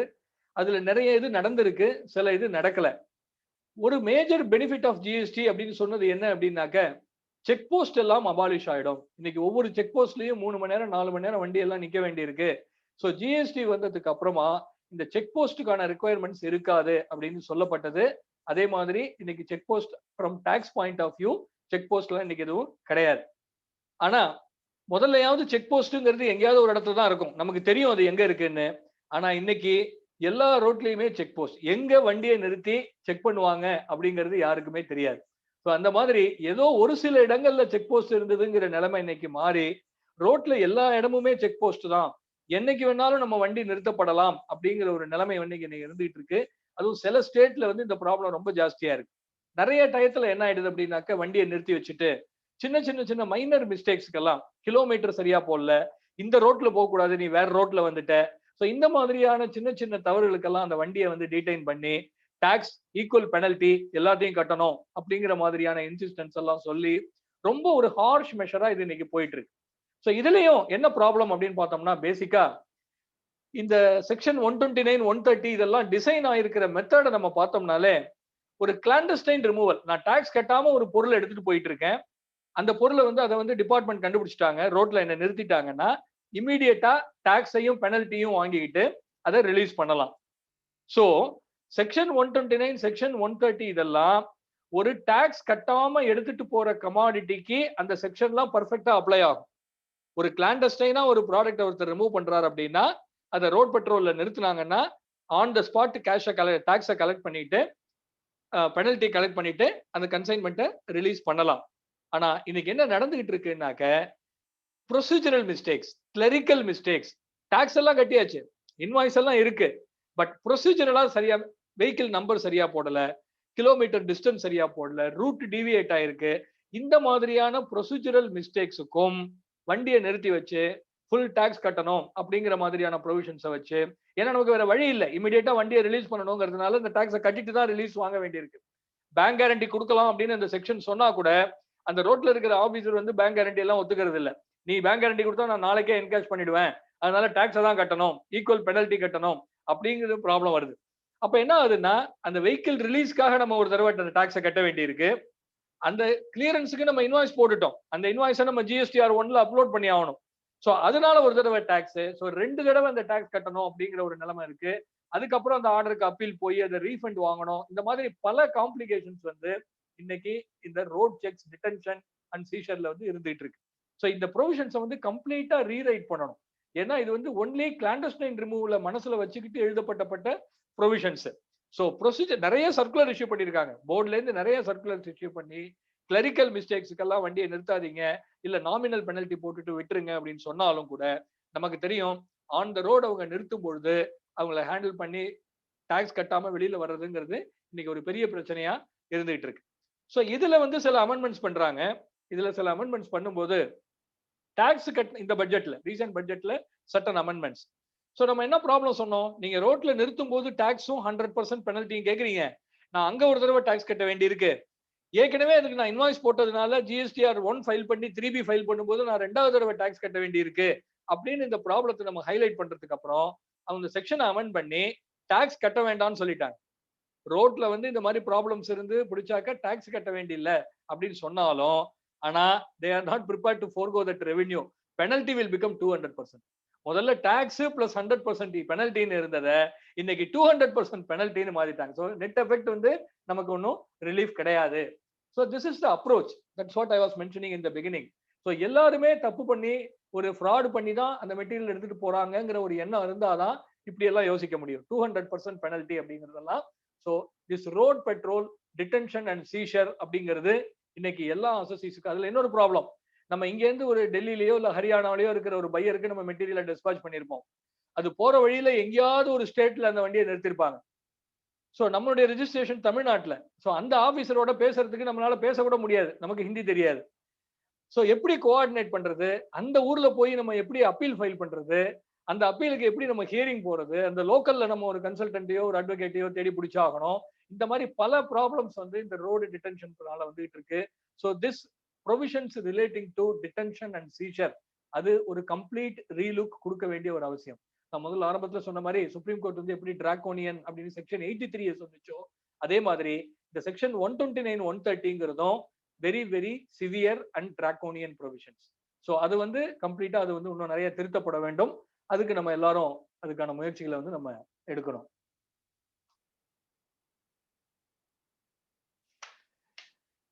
இன்னொரு லீகல் டிஸ்பியூட் இன்னைக்கு நிறைய பேர் அஃபெக்ட் பண்ணிட்டு இருக்கிறது என்ன அப்படின்னாக்க, நமக்கெல்லாம் தெரியும் இந்த இன்வெர்டட் ரேட் ஸ்ட்ரக்சர் அப்படின்னு சில கமாடிட்டிக்கு இருக்கும். நம்ம சேல் பண்ற ப்ராடக்ட்டுக்கு வந்து ரேட் வந்து கம்மியா இருக்கும், வேறஸ் நம்ம வாங்குற ரா மெட்டீரியலுக்கு ரேட் ஆஃப் டாக்ஸ் வந்து ஜாஸ்தியா இருக்கும். ஸோ அதனால என்ன ஆகுது, இந்த கிரெடிட் அக்யூமுலேட் ஆகுது. அந்த அக்யூமுலேட்டட் கிரெடிட்டை நம்மளால யூஸ் பண்ண முடிஞ்சா பிரச்சனை இல்லை, நம்ம எக்ஸ்போர்ட் பண்ணா நம்ம ரீஃபண்ட் வாங்கிக்கலாம், இல்ல வேற ஏதாவது ப்ராடக்ட் பண்ணோம்னா இந்த கிரெடிட்டை அந்த ப்ராடக்ட்டுக்கு நம்ம யூஸ் பண்ணிக்கலாம். பட் எங்க அந்த பாசிபிலிட்டி இல்லையோ அந்த கேசஸ்ல எல்லாம் இந்த கிரெடிட் வந்து அக்யூமுலேட் ஆகிட்டே இருக்கு. ஸோ அந்த கிரெடிட் வந்து ரீஃபண்ட் கொடுக்கறதுக்கு ஒரு மெக்கானிசம் இருக்கு. இன்வெர்டட் ரேட் ஸ்ட்ரக்சர் இருந்ததுனாக்க அதுக்கு ரீஃபண்ட் வாங்கலாம், அக்யூமுலேட்டட் கிரெடிட். ஸோ இதுல ஒரு டிஸ்பியூட் என்ன அப்படின்னாக்க, வெறும் இன்புட்னால வர்ற அக்யூமுலேஷனுக்கு மட்டும்தான் ரீஃபண்டா, இல்ல இன்புட் சர்வீஸ் கிரெடிட்டுக்கும் ரீஃபண்ட் உண்டா அப்படின்னு ஒரு டிஸ்பியூட் வந்து போயிட்டு இருக்கு. இதுல ஜட்ஜ்மெண்ட்ஸ் வெவ்வேறு விதமா வந்திருக்கு. குஜராத் ஹைகோர்ட் எப்படி அதை இன்டர்பிரட் பண்ணிருக்குன்னு சொன்னா, இன்புட் சர்வீஸையும் நீங்க ரீஃபண்ட் கொடுக்கணும். So any input, any ITC, அது இன்புட்டா இருந்தாலும் சரி இன்புட் சர்வீஸா இருந்தாலும் சரி, ஒன்ஸ் இன்வெர்டட் ரேட் ஸ்ட்ரக்சர் இருந்ததுன்னா எல்லா ஐடிசியையும் ரீஃபண்ட் கொடுக்கணும் அப்படின்னு சொல்லி குஜராத் ஹைகோர்ட் ஜட்ஜ்மெண்ட் கொடுத்திருக்கு.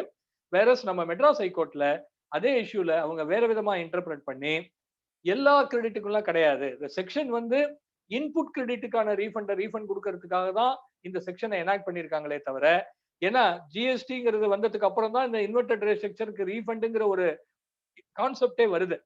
ஜிஎஸ்டிக்கு முன்னாடி இந்த மாதிரி ரீஃபண்டே கிடையாது. அது வேட்டா இருந்தாலும் சரி சென்ட்ரல் எக்ஸைஸ்லயா இருந்தாலும் சரி இன்வெர்டட் ரேட்டுக்கு ரீஃபண்ட் அப்படிங்கிற ஒரு ப்ரொவிஷனே வந்து இல்லாம இருந்தது. இப்பதான் ஃபர்ஸ்ட் டைம் கொடுத்துருக்காங்க. ஸோ அதனால எடுத்த உடனே எல்லாத்தையும் கொடுத்துட முடியாது. It's a conscious decision of the government to give only input கிரெடிட்டுக்கு மட்டும்தான் அந்த ரீஃபண்டை கொடுக்க முடியும் அப்படின்னு சொல்லி மெட்ராஸ் ஹைகோர்ட் டிசைட் ஆயிருக்கு. எல்லாத்துக்கும் அப்பீல் போயிருக்காங்க. குஜராத்ல வந்து டிபார்ட்மெண்ட் அப்பீல் போயிருக்கு, இங்க சென்னையில வந்து பார்ட்டிஸ் அப்பீல் ஃபைல் பண்ணியிருக்காங்க. அந்த எல்லா அப்பீலையும் ஃபைனலா 28 ஏப்ரல் அன்னைக்கு ஹியர் பண்றதா சுப்ரீம் கோர்ட் சொல்லியிருக்கு. ஸோ எல்லா பார்ட்டிஸும் வந்து ரெடியா இருக்கணும். ஸோ ஃபைனல் ஆர்குமெண்ட்ஸ் வந்து 28 ஏப்ரல் அன்னைக்கு நடக்கும் அப்படின்னு சொல்லி டேட் ஃபிக்ஸ் பண்ணியிருக்காங்க. So that is another very important legal issue with which we have to be aware. இருங்க, சாட்ல யாரோ கேள்வி கேட்டிருக்காங்க. Petrol supply we having input we can claim refund. Petrol சப்ளையா சார் கொஞ்சம் சொல்றீங்களா, யாரு கேட்டிருக்கிறது? அன்மியூட் பண்ணிக்கிட்டு சொல்றீங்களா சார் உங்க क्वेश्चन என்னன்னு? ஸ்ரீவாரின்னு இருக்கு பேரு. ஸ்ரீவாரி மேடம், ஸ்ரீவாரி.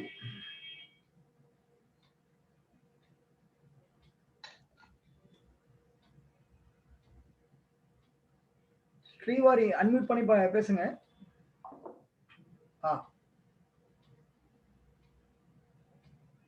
சார் சாட்ல கேள்வி கேட்டவங்க क्वेश्चन கேட்டாங்க, இமிடியேட்டா क्वेश्चन கேளுங்க சார்.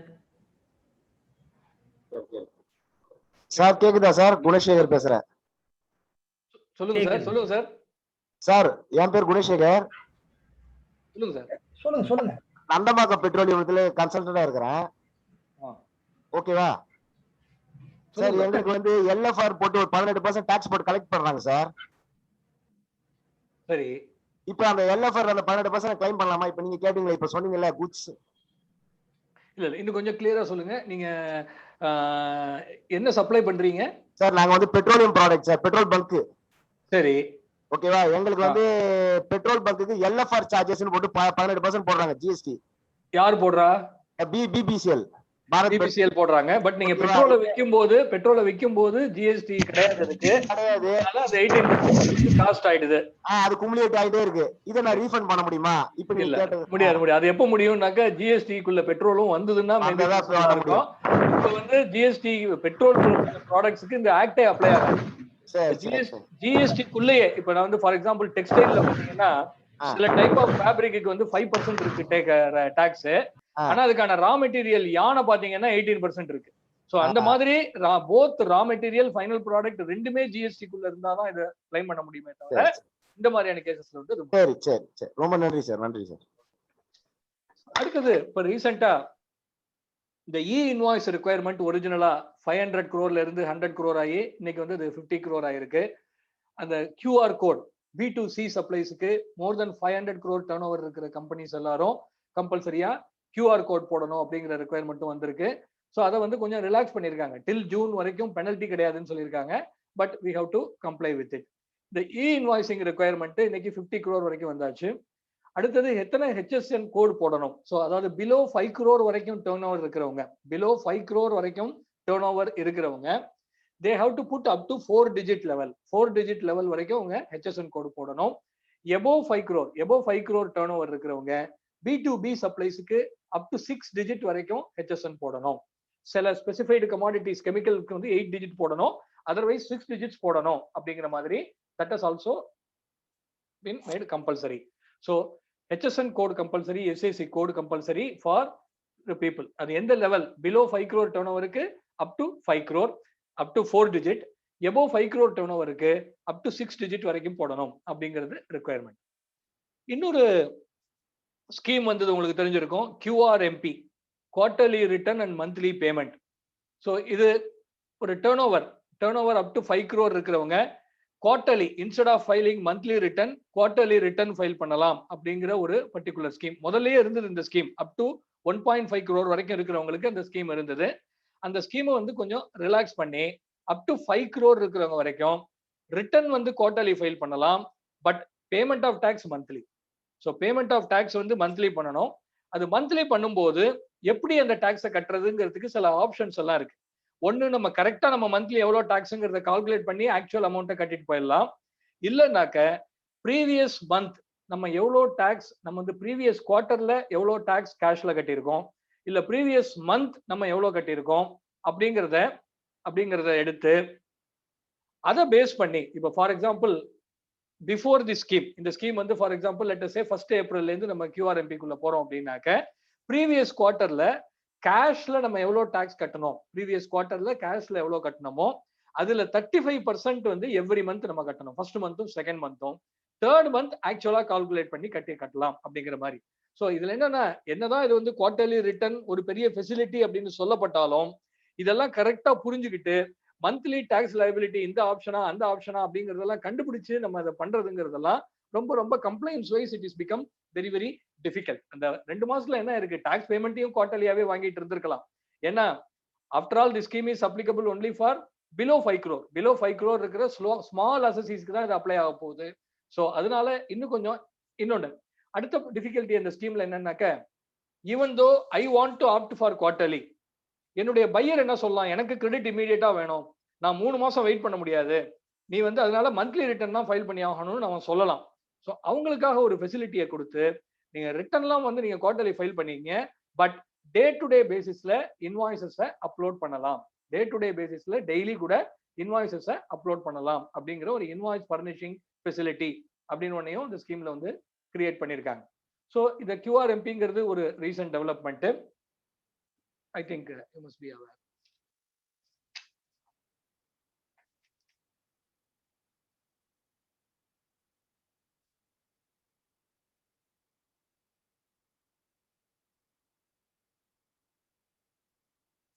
சாட்ல ஏதோ ஒரு கொஸ்டின் வந்திருக்கு. Sir above 5 crore, what about B2C?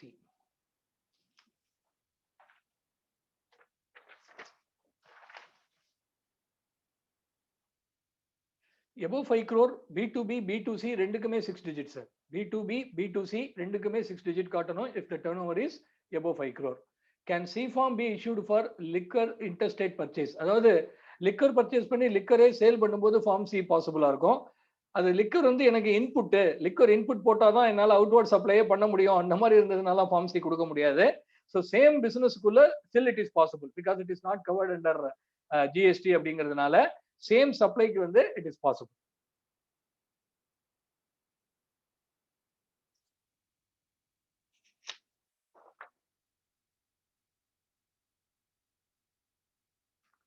So இதெல்லாம் சில some of the recent developments which I thought I will highlight. So இப்போ நம்ம will go for more of interaction from now onwards. So whoever wants to discuss any of their issues, wherever they have come across any issue, we will try to find out some solution. Jayakumar சொன்ன மாதிரி நான் ஒன்றும் solution கொடுத்துட்றேன்னெல்லாம் என்னால் guarantee சொல்ல முடியாது.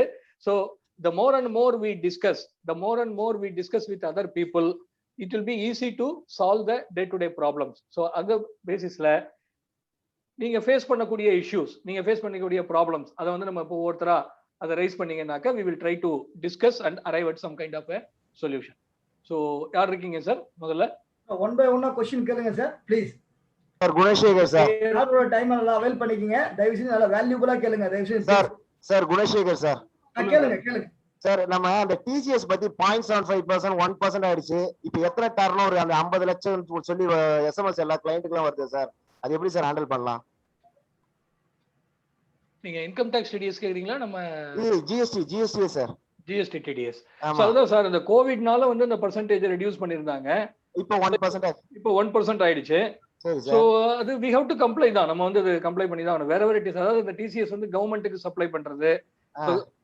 கவர்மெண்ட்டுக்கு வந்து ஒரு சப்ளை பண்றோம் அப்படின்னாக்க the government has to deduct the TDS. சரி சார். இன்னொன்னு வந்து இந்த இ-காமர்ஸ் ஆபரேட்டர் டிரான்சாக்ஷனுக்கு ஒன்னு இருக்கு. சோ அந்த மாதிரியான கிளையன்ட்ஸ் உங்களுக்கு இருந்தாங்க அப்படின்னாக்க சோ இப்ப கவர்மெண்ட் இப்ப நம்ம நீங்க வந்து கவர்மெண்ட்டுக்கு சப்ளை பண்ற ஒரு கான்ட்ராக்டர் அப்படின்னா நீங்க ஒரு பில் ரைஸ் பண்றீங்கன்னா the government will deduct TCS. Government department, PSUs இந்த மாதிரி ஒரு நோட்டிஃபைடு கேட்டகரிஸ் இருக்காங்க. எல்லா கேசஸ்லயும் வராது. எல்லா கேசஸ்லயும் இது வராது. இப்ப நம்ம இன்கம் டாக்ஸ் சார் என்ன டர்னோவர் சார் லிமிட் டர்னோவர் என்ன சார் பண்ணிருக்கணும் அந்த டிசிஎஸ் டர்னோவர்? ஒரு நிமிஷம், நான் எங்களுடைய ஆபீஸ்ல இருந்து 1-2 பேர் இதுல ஜாயின் பண்ணிருக்காங்க.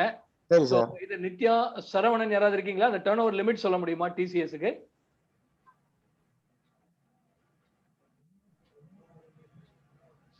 Sir Renukan sir.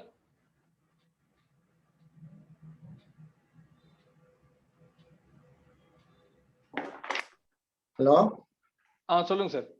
இல்ல டிசிஎஸ்க்கு லிமிட் கிடையாது, டிடிஎஸ்க்கு தான் லிமிட். ஆக்சுவலா டிடிஎஸ் எவ்வளவு சார் அந்த லிமிட் அது சார்? அதாவது ஒரு பர்டிகுலர் ஆர்டர்ல வந்து உங்களுக்கு 2 லட்சம் ரூபாய்க்கு மேல 5 லட்சம் ரூபாயை நான் பார்த்துட்டு சொல்றேன். அதுக்கு மேல இருந்துச்சுன்னா கவர்மெண்ட்டுக்கு சப்ளை பண்ணீங்க அப்படின்னா நீங்க அவங்க வந்து டாக்ஸ் பிடிச்சிட்டு கொடுப்பாங்க. ஓகேவா? அது அவங்க சர்டிபிகேட் ஃபார்ம்ல வந்து உங்களுடைய லெட்ஜர் அக்கௌண்ட்ல உட்காந்து வந்துடும். அதை வந்து நீங்க கேஷ் லெட்ஜர்ல வந்துடும், நீங்க யூட்டிலைஸ் பண்ணிக்கலாம். சரி சார். சார் இப்போ நம்ம இந்த பர்ச்சேஸ் பில்லியே இப்போ அல்ட்ராடெக் சிமெண்ட் எல்லாம் 0.75% 1% அந்த மாதிரி வருது. அது இன்கம் டாக்ஸ் டிடிஎஸ் சார். அது வந்து இப்ப ரீசெண்டா போன பட்ஜெட்ல வந்த ஒரு அமெண்ட்மெண்ட். முதல்ல இன்கம் டாக்ஸ்ல டிடிஎஸ் வந்து முதல்ல சர்வீஸுக்கு தான் இருந்தது நிறைய. இன்னைக்கு என்ன பண்ணிட்டாங்க, குட்ஸ் சேல் பண்றதுக்கும் சேல்ஸுக்கும் அதுலயும் அந்த மாதிரி டர்ன் ஓவர் லிமிட்ஸ் எல்லாம் இருக்கு. இன்கம் டாக்ஸ்லயும் டிசிஎஸ்னு ஒன்னு பிடிக்கணும்னு ஒரு போன பட்ஜெட்ல வந்தது. சோ அது இன்கம் டாக்ஸ் டிடிஎஸ். அது இன்கம் டாக்ஸ். ஓகே. அது 50 lakhs சார் டர்ன் ஓவர். அப்ப அது கம்பெனியுடைய டர்ன் ஓவர் வந்து 50 lakhs இருக்கணும். அந்த ஒரு பர்டிகுலர் பார்ட்டிக்கு வந்து நம்ம எவ்வளவு வித்திருக்கோங்கிறதுக்கும் ஒரு டர்ன் ஓவர் லிமிட் இருக்கு. நான் உங்களுக்கு பார்த்துட்டு சொல்றேன். Basically it is under income tax. நம்ம பேசிட்டு இருப்போம், நம்ம சாட் மெசேஜ்ல போடுறோம். Okay sir. Okay, thank you. சொல்லுங்க.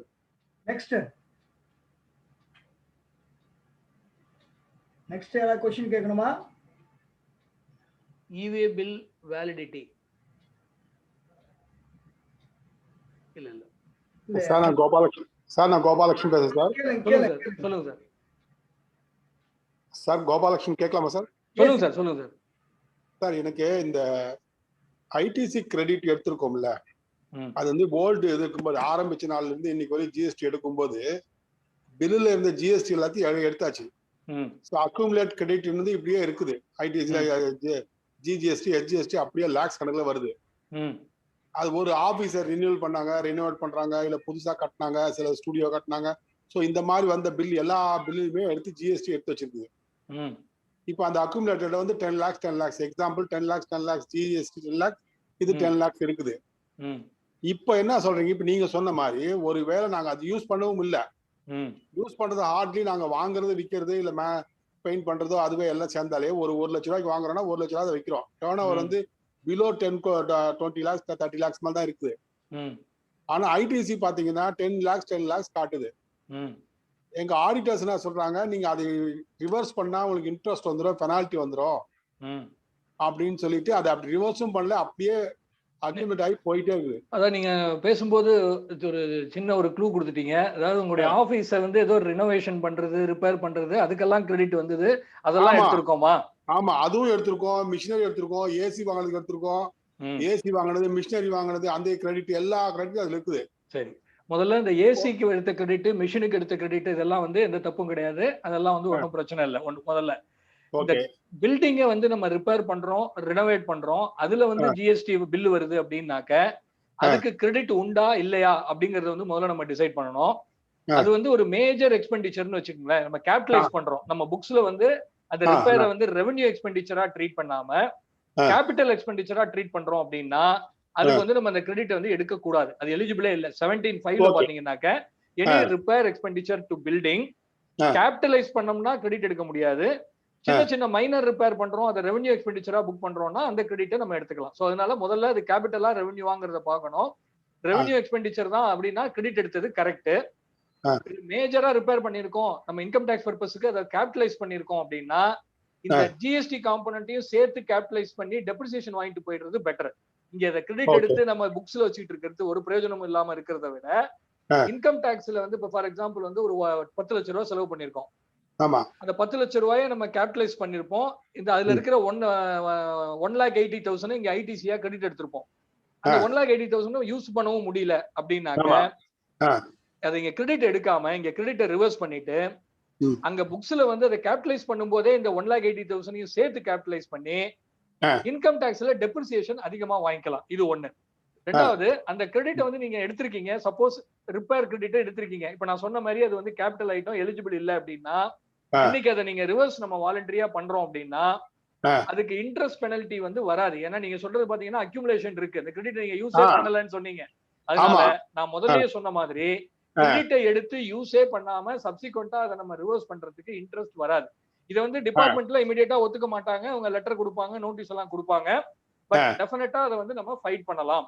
கிரெடிட் வந்து யூஸ் ஆகாம புக்ஸ்லயே தான் இருக்கு அப்படின்னு ப்ரூவ் பண்ண முடிஞ்சா அதுக்கு இன்ட்ரெஸ்ட். சோ அதனால இன்னைக்கு நீங்க என்ன பண்ணலாம், உங்க கேள்விக்கு பதில் என்னன்னா, உங்களால அதை வந்து யூஸ் பண்றதுக்கு பாசிபிலிட்டி இல்ல. அதாவது நீங்க எக்ஸ்போர்ட் பண்றதா இருந்தா எக்ஸ்போர்ட்ல போய் ரீஃபண்ட் வாங்கலாம், அது கிடையாது அப்படின்னாக்க அதெல்லாம் நீங்க ஐடில புக் பண்ணி எக்ஸ்பெண்டிச்சரா புக் பண்ணிட்டு இந்த கிரெடிட்டை ரிவர்ஸ் பண்ணிட்டா அட்லீஸ்ட் ஐடியாவது நீங்க கொஞ்சம் சேவ் பண்ணலாம். அதுக்கு இன்ட்ரெஸ்ட் வராது, இன்ட்ரெஸ்ட் பெனல்டி வராது. அதுதான் இந்த பாயிண்ட் நீங்க சொன்னதுனால தான் இப்ப ரிவர்ஸ் பண்ணலாமான்னு ஒரு தாட் வந்து, அதனால தான் உங்களுக்கு பண்ணலாம் பண்ணிட்டு நீங்க ஐடில அந்த பெனிஃபிட் வாங்கிட்டு போய் தேவையில்லாத கிரெடிட்ல வந்து ரிவர்ஸ் பண்ணிட்டு நாங்க அக்குமுலேட் புக் மட்டும் கரெக்ட் பண்ணிக்கலாம். ஆமா. சோ அவங்க பெனால்டி எதுவும் வராது, எனக்கு வரக்கூடாது. ஆனா சொல்ல டிபார்ட்மெண்ட் வந்து ஒத்துக்க மாட்டாங்க. நீங்க அதை கொஞ்சம் ஃபைட் பண்ணி தான் நம்ம வெளில வரணும். அது ஒண்ணு. இன்னொன்னு, இப்ப சப்போஸ் நான் இன்னிலிருந்து இந்த வருஷத்துல இருந்து இந்த மந்த்ல இருந்து எக்ஸ்போர்ட் பண்றேன்னு வச்சுக்கிடுங்க, ஒரு குட்ஸ் எக்ஸ்போர்ட் பண்றேன் இங்க இருந்து, அப்போ வந்து அந்த டாக்ஸ் அமௌண்ட் இதுல வந்து அட்ஜஸ்ட் பண்ண முடியுமா? தாராளமா பண்ணலாம். இப்ப கையில இருக்கிற கிரெடிட்டை வச்சு நீங்க வந்து ஒரு ப்ராடக்ட்டை எக்ஸ்போர்ட் பண்ணும்போது டாக்ஸ் கட்டி எக்ஸ்போர்ட் பண்ணலாம். அதாவது எக்ஸ்போர்ட் வந்து ரெண்டு விதமா, எல்யூடில டாக்ஸ் கட்டாம பண்றது ஒண்ணு இருக்கு, கையில கிரெடிட் இருந்ததுன்னா அதை யூஸ் பண்ணி டாக்ஸை கட்டிட்டு பே பண்ணிட்டு ரீஃபண்ட் வாங்கிக்கிறதுன்னு ஒரு ரெண்டு மெத்தட் இருக்கு. நீங்க என்ன பண்ணலாம் அப்படின்னாக்க, கையில கிரெடிட் நிறைய இருக்கிறதுனால நீங்க ஏதாவது எக்ஸ்போர்ட்ல உங்களை பண்ண முடியும், எக்ஸ்போர்ட் மார்க்கெட் ஏதாவது இருக்கு அப்படின்னா அதை வந்து நீங்க டாக்ஸை கட்டி எக்ஸ்போர்ட் பண்ணிட்டு அந்த கட்டின டாக்ஸை வந்து ரீஃபண்ட் வாங்கிக்கலாம். ஆனா எக்ஸ்போர்ட்ல வந்து ரெண்டு ஆப்ஷன் இருக்குன்னு நான் சொன்னேன். அதாவது எக்ஸ்போர்ட் வந்து டாக்ஸ் கட்டாமலே பண்ணலாம். நீங்க ஒரு பொருளை வாங்கி ஐடிசி எடுத்துக்கலாம், பொருளை வாங்கி ஐடிசி எடுத்துட்டு பர்ச்சேஸ்ல ஐடிசி எடுத்துட்டு எக்ஸ்போர்ட்டை வந்து டாக்ஸ் கட்டாம எக்ஸ்போர்ட் பண்ணிட்டாக்க அந்த ஐடிசியை ரீஃபண்ட் வாங்கலாம். இது ஒரு ஆப்ஷன். ரெண்டாவது ஆப்ஷன் என்னன்னா, ஐடிசி வாங்கிட்டு ஐடிசி எடுத்துக்கிட்டு அந்த ப்ராடக்ட்டை எக்ஸ்போர்ட் பண்ணும்போது டாக்ஸை கட்டி எக்ஸ்போர்ட் பண்றது. ஏன்னா வேல்யூ அடிஷன் இருக்கும். நீங்க 100 ரூபாய்க்கு வாங்கிருக்கீங்க, 150 ரூபாய்க்கு விற்கிறீங்கன்னா 150 ரூபாய்க்கு டாக்ஸை கட்டிட்டு அந்த டாக்ஸை ரீஃபண்டா வாங்கிக்கிறதுங்கிறது ஒரு மெத்தட். ரெண்டு மெத்தட் இருக்கு. ரெண்டு. Okay sir. இன்னொன்னு, இப்ப ஐடிசில இப்ப நாங்க எக்ஸ்போர்ட் பண்ணும்போது அந்த ஐ கோடு இல்லாம பண்ண முடியுமா? முடியாது சார். எக்ஸ்போர்ட்டுக்கு ஐ கோடு கம்பல்சரி.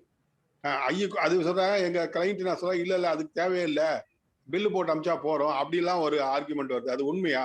இல்ல அதாவது நீங்க வந்து ப்ராப்பரா இப்ப எக்ஸ்போர்ட் பெனிஃபிட் இப்ப கூரியர்ல கூட வந்து நம்ம ஒரு பொருள் அனுப்பிச்சிடலாம். ஆனா அதெல்லாம் ரீஃபண்ட் எல்லாம் வேணும்னாக்க அதுக்கு ஒரு ஷிப்பிங் பில்னு ஒன்னு ஃபைல் பண்ணி ஆகணும். அது எப்ப பாசிபிள் அப்படின்னா ஐ கோட் இருந்தா தான் பண்ண முடியும். Okay thank you sir. அதான் இப்ப நான் மத்த கம்பெனில பண்ணும்போது அவங்க வந்து export invoice ID code number எல்லாமே கம்ப்ளீட் இன்வாய்ஸஸ்ல எல்லாமே வருது. ஆமா. ஆனா இவங்க என்ன சொல்றாங்க, இல்ல அதெல்லாம் வேண்டியது, நீ பில்லு மட்டும் எக்ஸ்போர்ட் போட்டு அட்ரஸ் போட்டு. இன்னொன்னு நீங்க என்ன பண்ணலாம்னா நீங்க டைரக்டா எக்ஸ்போர்ட் பண்றதுக்கு பதிலா யாராவது ஆல்ரெடி எக்ஸ்போர்ட்டர்ஸ் ஐ கோட் எல்லாம் வச்சிருக்கிறவங்க இருந்தாங்கன்னா அவங்களுக்கு நீங்க சப்ளை பண்ணி மெர்ச்சன்ட் எக்ஸ்போர்ட்டரா சோ அந்த மாதிரி பண்ணியும் ரீஃபண்ட் வாங்கலாம். Oh thank you sir. Thank you very much sir.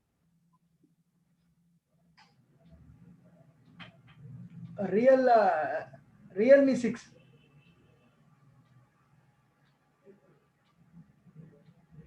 Export of சர்வீஸ்க்கு ஐ கோட் வேணுமா சார்? அது தேவையில்லை சார். தேவையில்லை. ஒருத்தர் கொஸ்டின் கேட்டிருந்தாரு. எக்ஸ்போர்ட் ஆஃப் கூட்ஸுக்கு தான். Debit note raised for price increase please confirm interest with section details. Okay, அதாவது பழைய பீரியட்ல நம்ம ஒரு சப்ளை பண்ணியிருக்கோம், அதுக்கு வந்து ஒரு வருஷம் 2 வருஷம் கழிச்சு இன்னைக்கு ஒரு பிரைஸ் ரிவிஷன் கிடைக்குது. அதுக்கு ஒரு டெபிட் நோட் போடுறோம். இந்த டெபிட் நோட் வேல்யூக்கும் நம்ம டாக்ஸ் கட்ட போறோம். அதுல ஒன்றும் பிரச்சனை இல்லை. பையர் கிரெடிட் எடுத்துக்கலாம். அதுக்கு டைம் லிமிட்டை பத்தியும் நம்ம ஆரம்பத்துல பேசணும். இப்போ இந்த கொஸ்டின் என்ன அப்படின்னாக்க, நம்ம ஒரிஜினலா சப்ளை பண்ணது 2017-18. Let us assume 2017-18. இன்னைக்கு 2020-21லயோ இல்ல 21-22லயோ அதுக்கு பிரைஸ் இன்க்ரீஸ் கிடைக்குது. அதுக்காக டிஃபரன்ஷியல் டாக்ஸ் வந்து நம்ம கட்ட போறோம். சோ இதுக்கான சப்ளை நடந்தது பழைய பீரியட்ல, ஒரு 2 வருஷம் 3 வருஷம் முன்னாடியே சப்ளை பண்ணிட்டோம். இன்னைக்கு டெபிட் நோட் போடும்போது இந்த 2 வருஷ பீரியடுக்கு டிலே இன் டாக்ஸ் பேமெண்ட், அதனால அதுக்கு இன்ட்ரெஸ்ட் வரும். அப்படி வருமா வராதா? This is what I think உங்க கொஸ்டின் நினைக்கிறேன். சாட் பாக்ஸ்ல போட்டிருக்கீங்க. ஸோ இந்த இஷ்யூக்கு வந்து டைரக்டா செக்ஷன்ல வந்து ஆன்சர் கிடையாது. பட் த சேம் இஷ்யூ ஏற்கனவே வந்தது. சென்ட்ரல் எக்சைஸ் லாவ்லையும் இதே இஷ்யூ வந்து சுப்ரீம் கோர்ட் வரைக்கும் போய் அன்பார்ச்சுனேட்லி அந்த டெசிஷன் வந்து நமக்கு எகெயின்ஸ்டா, அதாவது ஒரிஜினல் டேட்ல இருந்தே அதுக்கு இன்ட்ரெஸ்ட் கட்டணும். என்னைக்கு ஒரிஜினலா அந்த ப்ராடக்ட்டை சப்ளை பண்ணமோ, இப்போ வந்து ஒரிஜினலா நான் 100 ரூபான்னு போட்டு பொருளை வித்துட்டேன். ஒரு வருஷம் கழிச்சு the price is revised to 110 rupees. இந்த 10 rupeesக்கு நான் இன்னைக்கு டெபிட் நோட் போட்டு டாக்ஸ் கட்டும் போது இந்த லாஸ்ட் 1 இயர் பீரியட், அதாவது என்னைக்கு நான் சப்ளை பண்ணணும் அதுல இருந்து டெபிட் நோட் போடுற பீரியட் வரைக்கும் இன்ட்ரெஸ்ட் கட்டணும் அப்படின்னு சொல்லி இதுல இருக்கு. நம்ம ஒரு பழைய சென்ட்ரல் எக்சைஸ் பீரியட்ல ஒரு ஜட்ஜ்மெண்ட்ஸ் இருக்கு. ஸோ அதே லாஜிக்கை அப்ளை பண்ணி டிபார்ட்மெண்ட் வந்து நம்ம டிமாண்ட் பண்றதுக்கு வாய்ப்பு இருக்கு. பட் எகெயின் அந்த இஷ்யூக்கு வந்து ஒரு டைரக்ட் ஆன்சர் கிடையாது. It's A debatable issue. நம்ம வந்து அதை கண்டிப்பா ஆர்கியூ பண்ணணும். இது வந்து நம்ம டாக்ஸ் அவாய்ட் பண்றதுக்காக கம்மியா கட்டுறது இல்லை. ஏன்னா டாக்ஸ் வந்து 18% தான். நமக்கு பேசிக் பணம் வந்தாகணும். This is a genuine case where all contracts will have a price revision clause. அதை ஃபைனலைஸ் பண்றதுக்கு கொஞ்சம் டைம் எடுத்துக்கும். ஸோ அதை ஃபைனலைஸ் ஆனதுக்கு அப்புறம் தான் அந்த டைம் ஆஃப் சப்ளை அரைஸ் ஆகுது. ஸோ அது வரைக்கும் இட் இஸ் கண்டிஞ்சன்ட். நமக்கு கிடைக்குமா கிடைக்காதா, எவ்வளவு கிடைக்கும், எதுவுமே நமக்கு தெரியாது. ஸோ என்னைக்கு கஸ்டமர் வந்து ஒத்துக்கிறாங்களோ பிரைஸ் ரிவிஷனுக்கு, அன்னைக்கு தான் the time of supply should arise. அதனால இதுக்கு இன்ட்ரெஸ்ட் வரக்கூடாது அப்படின்னு நம்ம ஃபைட் பண்ணணும். But legally there is no direct answer. இதுக்கு உண்டா இல்லையா அப்படிங்கிறது வந்து there is no answer. Department என்ன சொல்லலாம், அந்த எக்ஸைஸ்ல இருக்கிற சுப்ரீம் கோர்ட் ஜட்ஜ்மெண்ட்டை வச்சுக்கிட்டு அதே லாஜிக்கை இங்க அப்ளை பண்ணி இன்ட்ரெஸ்ட் வரும் அப்படின்னு சொல்றதுக்கு வாய்ப்பு இருக்கு. பட் நம்ம என்ன ஆர்கியூ பண்ணணும்னா, இந்த டெபிட் நோட் நான் இன்னைக்கு போடும்போது இன்னைக்கு தான் அதுக்கு டைம் ஆஃப் சப்ளை வருது. அதனால இன்னைக்கு நான் போடுற டெபிட் நோட்டுக்கு அடுத்த மாசம் 20ஆம் தேதி டாக்ஸ் கட்டிட்டா வேற இன்ட்ரெஸ்ட் எதுவும் வராது அப்படின்னு நம்ம ஆர்கியூ பண்ணணும். Okay, GST applicable on interest on delayed payment from debtors. நல்ல ஒரு கேள்வி. செக்ஷன் 15 என்ன சொல்லுது அப்படின்னாக்க, எந்த சப்ளை பண்ணிட்டு அதுக்கான பேமெண்ட் வந்து ஒரு டயத்துக்குள்ள வரல, அதனால அடிஷ்னலா ஒரு அமௌண்ட் சார்ஜ் பண்றோம்.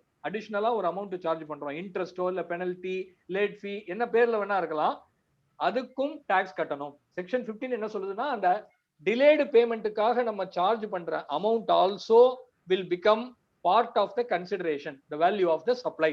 அதனால நம்ம ப்ராடக்ட் டாக்ஸபிளா இருக்கலாம், ப்ராடக்ட் எக்ஸம்ப்டடா இருக்கலாம். அதே ட்ரீட்மெண்ட்டை நம்ம இன்ட்ரெஸ்ட்டுக்கும் கொடுக்கணும். ஃபார் எக்ஸாம்பிள் நான் சப்ளை பண்ற ஒரு ப்ராடக்ட் வந்து 18% டாக்ஸ். அதுல டிலேடு பேமெண்ட், டெட்டாஸ் வந்து வித்தின் 90 days பேமெண்ட் கொடுக்கணும், வித்தின் 90 days பேமெண்ட் கொடுக்கணும். அவர் கொடுக்கல, அதனால அவருக்கு நான் இன்ட்ரெஸ்ட் சார்ஜ் பண்றேன். அந்த இன்ட்ரெஸ்ட்டுக்கும் நான் 18% கட்டணும். ஏன்னா இந்த மெயின் ப்ராடக்ட்டுக்கு 18%.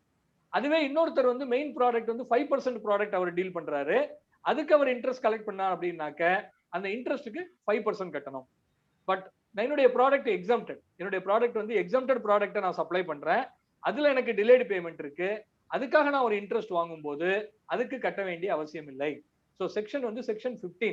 செக்ஷன் 15 என்ன சொல்லுதுன்னாக்க, any interest or any other charges collected for delayed பேமெண்ட்டுக்கு அந்த ஒரிஜினல் சப்ளை என்னவோ அதுக்கு என்ன ரேட் இருக்கோ அதே ரேட்ல இந்த அடிஷனல் இன்ட்ரெஸ்ட்டுக்கும் டாக்ஸ் கட்டணும் அப்படிங்கிறது it comes from section 15. Is there any remedy for payment we have not received for the supply? ஒன்றும் இல்லை சார், நீங்க வந்து இந்தியன்ல போட்ட மாதிரி தான். ஒன்றும் சொல்ல, கட்டின ஜிஎஸ்டிக்கு வந்து நம்ம போனது ஏற்கனவே வேல்யூ போயிடுச்சு.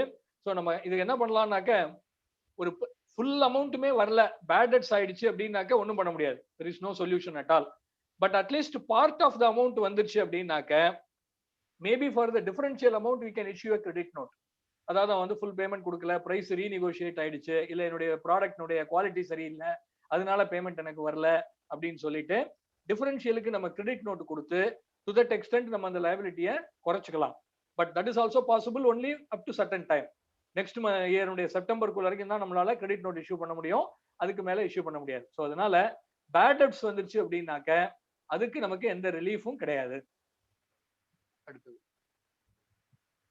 whether QR code must for exempted goods அப்படின்னு கேள்வி கேக்குறாங்க sir. QR code must from exempted goods. ஒரு நிமிஷம், QR கோடுக்கான ப்ரொவிஷன்ஸ் வந்து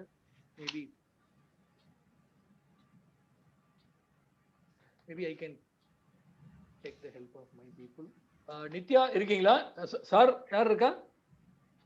Yes sir. Yes sir. Yes. I think it is not required. Can you confirm? Yes sir, it's not required. It's only for invoices, B2C invoices. Okay. Which provision deals with the QR code? It's notification number 14/2020. Yeah, 14/2020. அதுபடி taxable supplies made to B2C க்கு மட்டும் தான் that is required. தவிர exempted goods க்கு QR code is not required. Sir good evening sir. Good evening sir, சொல்லுங்க sir. Uma Maheswaran sir. Sir this is regarding export of service. Export of service. Yes sir. Actually அவங்க வந்துட்டு 2017-18 ல இருந்து நான் ஒரு இதுக்கு முன்னாடி சொன்ன ஒரு மாதிரி ஐடிசி நான் அக்குமுலேட் பண்ணி வச்சிருக்கேன். so far எனக்கு எல்யூடி வச்சிருக்கேன்.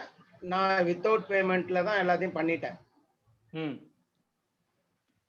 ஸோ நான் ரீஃபண்ட் எதுவும் கிளைம் பண்ணல, 17-18 மட்டும் நெல் போட்டு வச்சுட்டேன். ஏன்னா அவங்களுக்கு அந்த எஃப்ஆர்சி வந்து கொஞ்சம் லேட்டாக வரும். நான் சர்வீஸ் டேக்ஸஸ்ல அந்த எஃப்ஆர்சியில் அந்த பில் நம்பர் இல்லைன்றதுனால ரிஜெக்ட் பண்ணிட்டாங்க. ஸோ அந்த ஒரு இஷ்யூனால நான் இதை வச்சிருந்தேன். இப்போ இந்த வருஷம் நான் ஏப்ரல்ல அவங்களுக்கு பார்ட்டிக்கு வந்து எவ்ரி மந்த் 4 பில்ஸ், அதுல 3 பில்ஸ் வந்து அந்தந்த மந்தே எஃப்ஆர்சி வந்துடும். ஒரு பில்லு மட்டும் அந்த வித்தின் ஆர்பிஐ ரெகுலேஷன் பிரகாரம் ஒரு 6 monthsக்குள்ளார வரும். என்னன்னா அதுல பில் நம்பர் வராது. இது ஒரு ப்ராப்ளம் வச்சிருந்ததுனால தான் இதை நான் அப்படியே இது பண்ணிட்டே வந்தேன். இப்போ இன்னொரு இடத்துல நான் செக் பண்ணி இது பண்ணும் பொழுது இப்ப நீங்க சொன்ன மாதிரி அதுல 2 பில்லு வித் பேமெண்ட் டாக்ஸ் போட்டு இந்த ஐடிசி யூட்டிலைஸ் பண்ணி நான் ரீஃபண்ட் போக முடியுமா? இது என்னுடைய ஃபர்ஸ்ட் கேள்வி. செகண்ட், இப்போ நான் 17-18 ல இருந்து இந்த அக்குமுலேட் பண்ணியிருக்கேன் ஐடிசி. 2A ல எதெல்லாம் வரலையோ நான் அதை ஐடென்டிஃபை பண்ணிட்டேன். ஸோ ரீஃபண்டுக்கு போகும்போது 2A ல இல்லாததை கொடுக்க மாட்டாங்க. ஸோ அதுக்கு நான் வந்து இப்போ ரிவர்ஸ் பண்ண போறேன். DRC 03 ல அந்தந்த இயருக்கு எந்த 2A ல வரலையோ, ஆனா but I have the bills. So I am going to reverse that amount. Interest வந்ததுன்னா நம்ம நீங்க சொன்ன மாதிரி அது அப்பீலோ இல்லை அதுக்கப்புறம் அடுத்த ஸ்டேஜ் அது செகண்டரி மேட்டர். ஏன்னா still I am not utilising it. Before utilizing this bill, I am closing all the things 17, 18, 19, 20, 21. Everything not reflected in 2A, I am going to reverse it. So 21, 22, April 21 bill la 4 bill. அதுல எனக்கு 3 bill வந்து FRC வந்தது. So அது மட்டும் நான் tax போட்டுட்டு ஒரு bill நான் பேமெண்ட் ஆஃப் tax போட்டு ஃபைல் பண்ணலாம், ரீஃபண்ட் போகலாம்னு சொல்லி சொன்னாங்க. இட் இஸ் பாசிபிள், கரெக்டா சார்? ஓகே, அதாவது ரெண்டு ஆப்ஷனையும் simultaneous. Question sir. Okay, first வந்து இந்த ரீஃபண்ட் கிளைம் ஃபைல் பண்றதுக்கு டியூ டேட் எதுல இருந்து கால்குலேட் பண்ணணும் அப்படிங்கறதே வந்து பேமெண்ட் வர்ற டேட் தான். பேமெண்ட் வந்து வித்தின் ஆர்பிஐ பர்மிட்டட் டேட்டுக்குள்ள என்னைக்கு நமக்கு எஃப்ஐஆர்சி வருதோ அதுல இருந்து வித்தின் 2 இயர்ஸ்க்குள்ள நம்ம ரீஃபண்ட் கிளைம் பண்ணலாம். நம்ம இன்வாய்ஸ் டேட்ல இருந்து கிடையாது, ரியலைசேஷன் டேட் தான் நம்ம கணக்கு எடுத்துக்கணும். ஸோ அதனால வேறவர் யுவர் ரியலைசேஷன் அதுல இருந்து within 2 years you can file. That is one thing. Second, சைமல்டேனியஸா நீங்க வந்து ஐடிசி ரீஃபண்டும் போறீங்களா அந்த ரெண்டு இன்வாய்ஸுக்கு? அதாவது நான் பேமெண்ட் ஆஃப் பண்ண இல்ல, இது வரைக்கும் நான் அது மாதிரி போல, அது மாதிரி நான் போறதும் இல்ல. அதாவது ஒரே டிரான்சாக்ஷனுக்கு அவரு என்ன சொல்லுங்க. 1 minute சார். அவர் என்ன இது சொன்னார்னா, இது மாதிரி போகும்போது amount will be less but continuously you will get the refund without any problems. நீ ரெண்டு பில்லுக்கு பெருசா போட்டேன்னா அது இதுன்னு சொல்லி நிறைய ப்ராப்ளம்ஸ் வரும்ன்றது அவர் சஜஸ்ட் பண்ணாங்க. So I am going to use that suggestion. So I am asking that. கண்டிப்பா பண்ணலாம் சார். ஒவ்வொரு இன்வாய்ஸும் தனித்தனியான டிரான்சாக்ஷன், தனித்தனி export. You are at liberty to choose. இந்த இன்வாய்ஸை நான் எல்யூடில பண்ண போறேன், இந்த இன்வாய்ஸுக்கு நான் டாக்ஸ் சார்ஜ் பண்ண போறேங்கிறது it is absolutely your decision. So அதனால நீங்க அதை கண்டிப்பா பண்ணலாம். அதனால யாரும் ஒரு டவுட் வந்தோ எதுவோ கேள்வி எல்லாம் எதுவும் கேட்க முடியாது. ஒன்னே என்ன அப்படின்னாக்க, நம்ம வந்து ரெண்டையும், அதாவது ஒரு 2 பில்லுக்கு நீங்க ஐடிசி ரீஃபண்ட் போறீங்க அப்படின்னு வச்சுக்குவோம், இன்னொரு 2 பில்லுக்கு நம்ம பேமெண்ட் பண்றோம் அப்படின்னாக்க நம்ம வந்து அதை ப்ராப்பரா, அதாவது ஒரு டிரான்சாக்ஷன்ல ஏர்ன் பண்ற கிரெடிட்டை இன்னொன்னுல என்கேஷ் பண்ண முடியாது. அந்த மாதிரி ஒரு செக்ஸ் இருக்கே தவிர நீங்க ITC refund that will make lot of confusion. நீங்க அதனால ITC refund I'm not going to that. Okay, அதனால தான் நீங்க ஐடிசி ரீஃபண்ட் போக போறதே இல்லன்னு சொல்லிட்டீங்க. சோ அதனால you can very well do out of 4 bills 2 bills LUT, 2 bills on payment and refund தாராளமா பண்ணலாம். It is possible. That old all ITC I can use it. Yes. No restriction, this belongs to 1819. கிடையாது. அதெல்லாம் கிடையாது. அது மாதிரி 1-to-1 காரலேஷனோ இல்ல அந்தந்த வருஷத்து கிரெடிட்டை தான் யூஸ் பண்ணணும், இல்ல அதுல ஏர்ன் பண்ண கிரெடிட்டை தான் யூஸ் பண்ணணும், அந்த மாதிரி எதுவுமே கிடையாது. எந்த விதமான 1-to-1 காரலேஷனும் கிடையாது. Okay. And one more final question, sir. If I am going for apply refund, that bill which I am, அதாவது ஒரு பில்லுக்கு நான் வந்து 6 மாசம் பொறுத்து தான் அந்த எஃப்ஐஆர்சி வாங்குவேன். அது வந்த பிறகு தான் நான் அந்த மந்த்துக்கே நான் அப்ளை பண்ண முடியும் இல்லையா? ஆமா, ஏன்னா அந்த பில்லு நான் வித்தவுட் எல்யூடி தான் போறேன். Sorry, without payment.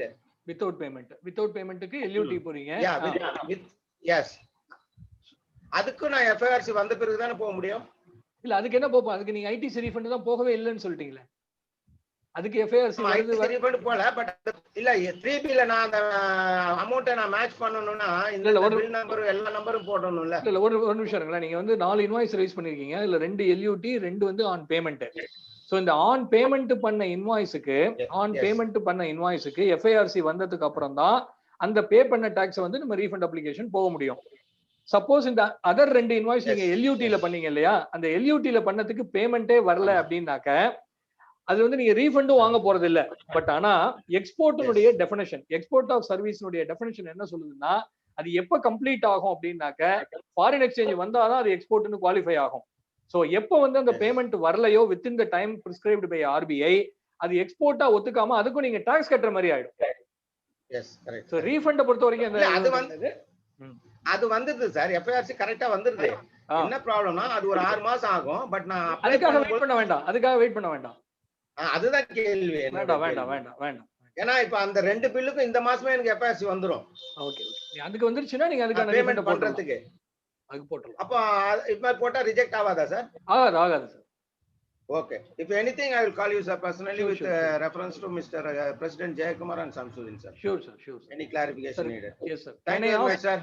Thank you, sir. Thank you, President, sir, and Samsudin, sir. Sir, in the chat box, can I ask a question from portal? That is why I have asked our people also to join who are well versed with the portal issues. Whether sales made to B2C is compulsory for HSN below 5 crore. Below 5 crore, B2C ki vandu HSN is not required. இன்னொருத்தர் என்ன கேள்வி கேட்டிருக்காருன்னா, for tippers, drappers, JCB moving equipments, are we eligible for ITC? அது வந்து நம்ம பிசினஸ்ல use பண்றோம் அப்படின்னாக்க டெஃபினட்டா அதுக்கான கிரெடிட்ஸ் எடுத்துக்கலாம். மோட்டார் வெஹிக்கிள்ஸ் அப்படின்னு கிளாசிஃபை பண்ற ஐட்டத்துக்கு தான் கிரெடிட் எடுக்க முடியாது. இந்த மாதிரியான கூட்ஸ் ஹேண்ட்லிங், ஒரே நிமிஷம் 17.5 மட்டும் ஒரு தடவை பார்த்துக்கிட்டுறேன்.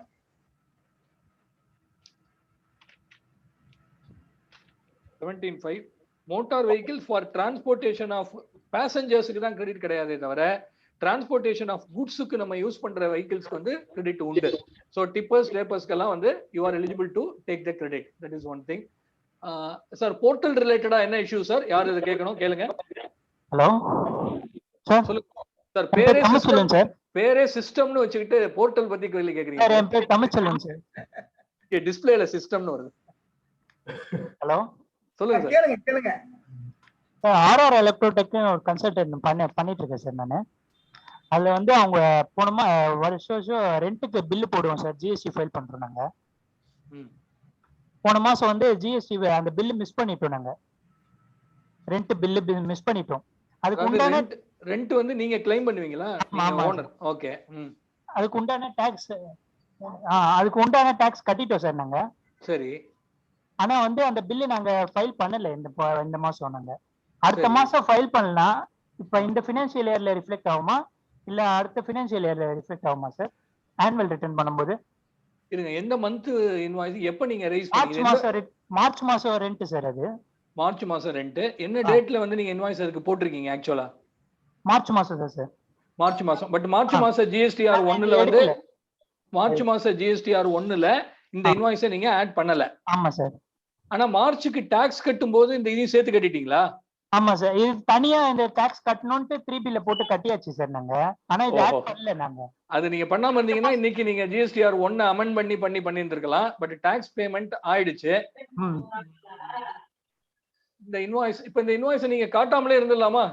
அப்படிதான் நம்ம அதை ஹேண்டில் பண்ணியோம். நீங்க ஏப்ரல்ல இன்வாய்ஸ் ரைஸ் பண்றத நீங்க ஏப்ரல் ஜிஎஸ்டிஆர் 1ல காமிச்சீங்கன்னா 2வது தடவை டாக்ஸ் கட்டுற மாதிரி ஆயிடும் இல்லையா? அதுக்கு உண்டான டாக்ஸ் நம்ம கட்டி வச்சிருக்கோம்ல சார். நீங்க ஒன்ஸ் அதை வந்து நீங்க குறைச்சிட்டு கட்டணும் 3B ல கட்டும்போது ஏப்ரல்ல. பட் அது என்ன ஆகும்னா உங்களுக்கு மிஸ் மேட்ச் காட்டும். டிபார்ட்மெண்ட் நாளைக்கு ஏப்ரல் மாசம் ஜிஎஸ்டிஆர் 1 படி உங்க லைபிலிட்டி ஜாஸ்தியா இருக்கு ஆனா 3B ல கம்மியா இருக்குன்னு அதை கேட்பாங்க. ஆனா மார்ச் மாசம் ஜிஎஸ்டிஆர் 1ல லைபிலிட்டி கம்மியா இருந்தது ஆனா அதிகமா கட்டிருக்கீங்களே அதை பத்தி அவங்க கவலைப்பட மாட்டாங்க. சோ இதெல்லாம் நம்ம காமிச்சு அவங்களுக்கு எக்ஸ்பிளைன் பண்ண வேண்டியிருக்கும். ஐடியல் அதாவது proper legal way of doing it அப்படின்னாக்க நீங்க இதை ஏப்ரல்ல காமிச்சிருங்க. ஏப்ரல் ரிட்டர்ன்ல காமிச்சிட்டு பட் 3B ல கட்டும் போது கம்மியா காட்டுங்க. அது டிஃபரன்ஸ் வரும். டிபார்ட்மெண்ட் கேட்பாங்க. அதை நம்ம எக்ஸ்பிளைன் பண்ணிக்கலாம். ஆனுவல் ரிட்டர்ன்ல வந்து அதுக்கான ரீசனை சொல்லி டிஃபரன்ஸ் போட்டு நம்ம காமிச்சுக்கலாம். இது ஒரு வழி. 2வது வழி மோர் பிராக்டிக்கல் தேன் லீகல். என்ன அப்படின்னாக்க இந்த இன்வாய்ஸ் நீங்க ஏப்ரல்லையும் காமிக்காம விட்டுட்டீங்கன்னாக்க எகைன் அதுவும் நாளைக்கு ஆடிட்ல கொஸ்டின் வரும். அதையும் எக்ஸ்பிளைன் பண்ணிக்கலாம். இந்த 2ல ஃபர்ஸ்ட் வில் பி பெட்டர். நீங்க ஏப்ரல்ல காமிச்சிட்டு டாக்ஸ் பேமெண்ட்ல குறைச்சு கட்டிக்கிறது better option. Okay okay okay sir. ஏப்ரல்ல காட்டும்போது மார்ச் டேட்டை வந்து மென்ஷன் பண்ணனும் sir. Okay sir. Okay sir. Okay sir. இந்த சேம் சினாரியோல என்னோட ஃப்ரெண்ட் ஒரு தப்பு பண்ணியிருக்கிறாரு. தப்புன்னு எனக்கு தெரியல. பட் ஆனா அவர் சொல்லியிருந்த விஷயம் சார். சண்முக வடிவேல அந்த லைனுக்கு வந்துட்டார். சண்முக வடிவேல அந்த கேள்வியை கேளுங்க sir. Good evening sir. I am Shanmugam from Villupuram sir. அவர் வைஸ் பிரசிடென்ட் சார். சொல்லுங்க சார். சார் நான் வந்து பிப்ரவரி மாசம் ஜிஎஸ்டிஆர் 1 ஃபைல் பண்ணும்போது தவறுதலா என்ன ஆயிடுச்சுனாக்கா நில் ரிட்டர்ன் போட்டு ஃபைல் பண்ணிட்டேன் ஜிஎஸ்டிஆர் 1. 3B வந்து டாக்ஸை கட்டி ஃபுல்லா போட்டுட்டேன். கரெக்டான ஃபிகர்ஸ் சேல்ஸை போட்டுட்டேன். சரி. அடுத்தது மார்ச் மாசம் நான் பண்ணும்போது அதை வந்து அமெண்ட்மெண்ட்ல போய் அந்த அமௌண்ட்டை நான் பிப்ரவரி மாசம் சேல்ஸை அமெண்ட் பண்ணிட்டேன். பண்ணி வந்து ஜிஎஸ்டிஆர் 1 வந்து ஃபைல் பண்ணிட்டேன். ஃபைல் பண்ணி முடிச்சுட்டு நான் 3B ஓபன் பண்ணா எனக்கு வந்து பிப்ரவரி அண்ட் மார்ச் சேர்த்து 3B ல வந்து ரிஃப்ளெக்ட் ஆகுது. அது நீங்க எடிட் பண்ணிட்டு கம்மியா கட்டலாம்ல? அது நான் எடிட் பண்ணிட்டு கம்மியா கட்டியிருக்கேன் சார். பட் அதனால ஏதாவது இஷ்யூஸ் வருமா சார்? அது இல்ல அந்த ஃபேஸ் ஆஃப் இட் அவங்களுக்கு டிஃபரன்ஸ் இருக்கிறதுனால கேள்வி கேட்பாங்க. பட் இதெல்லாம் நம்ம எக்ஸ்பிளைன் பண்ணி தான் நம்ம ஹேண்டில் பண்ணிக்கணும். டெஃபினட்டா கேள்வி கேட்பாங்க ஏன் இந்த டிஃபரன்ஸ் வருதுங்கிறத நம்ம அதை எக்ஸ்பிளைன் பண்ணி இந்த மாதிரி தப்பு நடந்திருக்கு இப்படிதான் பண்ணிருக்கேன் அப்படிங்கறத நம்ம எக்ஸ்பிளைன் பண்ணிக்கிற மாதிரி இருக்கும். அவ்வளவுதான். சின்ன டவுட் சார். அந்த கிளாரிபிகேஷன்ல ஆக்சுவலா மிஸ் ஆன பில்ல ஏப்ரல்ல மிஸ் ஆன மார்ச்ல மிஸ் ஆன பில்ல ஏப்ரல் ஜிஎஸ்டிஆர் 1ல போடணுமா ஆர் ஏப்ரல் ஜிஎஸ்டிஆர் 1 அமெண்ட்மெண்ட்ல போடணுமா? அதனாலதான் கன்ஃபியூஷன். இல்ல அமெண்ட்மெண்ட்ல போடணும். அதுதான் நான் அவருக்கு கேட்டேன். அதனாலதான் அந்த கொஸ்டின். ஏன்னா நானும் அவரும் ஒன்னாதான் பக்கத்துல இருக்கிறோம். பட் பிரச்சனை என்னன்னு கேட்டீங்கன்னா அவர் வந்து அமெண்ட்மெண்ட்ல பண்ணிட்டாரு. அமெண்ட்மெண்ட்ல பண்ணதுனால 3B ல வந்து ஆட் ஆயிருக்குமான்றது எனக்கு ஒரு டவுட். இது எக்ஸ்பீரியன்ஸா இருந்தா நல்லா இருக்கும். சரவணன், நித்யா யாராவது இருக்கீங்களா? சொல்ல முடியுமா? ஹலோ சொல்லுங்க சரவணன். சார் ஜிஎஸ்டி 1 நில் ரிட்டர்ன் ஃபைல் பண்றப்ப எப்படி நீங்க அமெண்ட்மென்ட் பண்ணிருக்க முடியும்? இல்ல சார், பிப்ரவரி மாசம் நான் ரிட்டர்ன் ஃபைல் பண்ணும்போது உள்ள போகும்போது அதை நில்லுன்னு கிளிக் பண்ணியாச்சு, அது போயிடுது. ஓகே. பிப்ரவரி மாசம் ஜிஎஸ்டிஆர் 1 நான் ஃபைல் பண்ணும்போது நில்லுன்னு போயிடுது. ஆனா 3B வந்து நான் ஃபைல் பண்ணிட்டேன், கரெக்டா பண்ணி டாக்ஸ் கட்டிட்டேன். Okay fine. அந்த பிப்ரவரி சேல்ஸ் விட்டு போன சேல்ஸ மார்ச் மாசம் அமெண்ட்மெண்ட்ல போட்டேன். இல்ல சார், அதுதான் நான் சொல்றேன். அதாவது அமெண்ட்மென்ட்ங்கிறது ஏர்லியர் டாக்ஸ் பீரியட் தான் சார். பேனல் மெசேஜ் வந்துச்சா? ஆமா, ஏர்லியர் தானே. அமெண்ட்மென்ட்ன்றது நான் வந்து பிப்ரவரி ஃபைல் பண்ணாம விட்டுட்டேன். ஜிஎஸ்டிஆர் 1ல காட்டல. என்ன பாத்துப்பல்ல. அத வந்து மார்ச் ஜிஎஸ்டிஆர் 1ல அவர் வந்து பிப்ரவரி ரிட்டர்ன் அமெண்ட் பண்ணல, மார்ச் ரிட்டர்ன்ல அமெண்ட்மென்ட்ங்கற காலத்துல இந்த இன்வாய்ஸ போட்டு பண்ணிருக்காரு. அந்த மாதிரி கரெக்ட் சார், கரெக்ட் சார். நீங்க கேக்குறது என்னன்னா பிப்ரவரியில இன்வாய்ஸே இருக்காது. அது வந்து எல்லாமே B2C சார், B2C. ஓகே. அந்த அந்த அமெண்ட்மென்ட் 10 இருக்கு இல்லீங்களா, ஜிஎஸ்டிஆர் 1ல அமெண்ட்மென்ட் 10ல போய் பண்ணேன் நானு. பட் அதுல அந்த ஃபிகர் ஏத்து காமிச்சிட்டு நான் வந்து அமெண்ட்மென்ட் பண்ணிட்டு ஜிஎஸ்டிஆர் 1ல வரும்போது மார்ச் மாசம் என்ன ஹலோ ஃபைல் பண்ண ஜிஎஸ்டிஆர் 1 கரெக்டா ஃபைல் ஆயிடுது. ஆனா ஜிஎஸ்டிஆர் 1 ஃபைல் ஆயிட்டு அது ஆட்டோ பாப்புலேட் ஆகி 3Bல வரும்போது 2 டர்ன் ஓவரும் சேர்த்து 6 லட்சம் ரூபான்னு காட்டுது. அத போய் நான் திருப்பி மாத்தி பண்ணிட்டேன். கொஞ்சம் வெயிட் பண்ணுங்க, அவரு சொல்ற ஆன்சர் சொல்றாரு, வெயிட் பண்ணுங்க. ஆக்சுவலா வந்து அமெண்ட்மென்ட்ங்கிறது ஜெனரலாவே ஏர்லியர் டாக்ஸ் பீரியட். அது மேபி வந்து ஜனவரியா இருக்கலாம், பிப்ரவரியா இருக்கலாம், டிசம்பர் இந்த மந்த் ஆனாலும் இருக்கலாம். So return filed. So February ரிட்டர்ன்ல எந்த ஒரு டேட்டாவுமே இருக்காது. சோ அப்படிங்கிறப்ப நீங்க பிப்ரவரிக்கு முன்னாடி Jan or December transaction B2C காமிச்சிருப்பீங்க.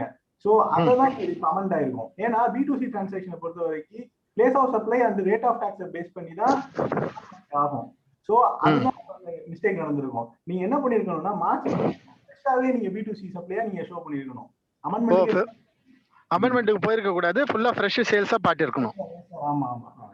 ஓஹோ, ஏதாவது தப்பு ஆயிடுச்சுன்னா அதை தான் சார் அமெண்ட் பண்ண முடியும். புது என்ட்ரி அமெண்ட்மென்ட்ல போட முடியாது sir. Okay okay okay okay okay okay okay okay understand sir.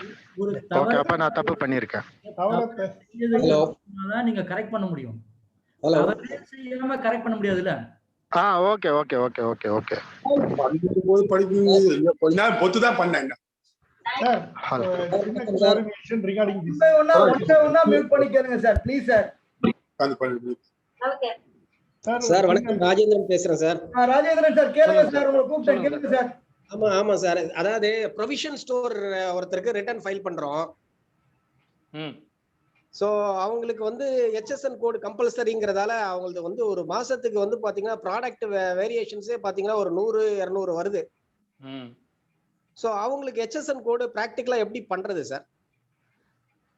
above 5 crore, ஏன்னா B2C தான் இருக்கும் இது மோஸ்ட்லி, பட் above 5 crore. ஆமா, above 5 crore sir, above 5 crore. இதுக்கு ஒன்னும் சொல்யூஷன் பண்ணி தான் சார் ஆகணும்.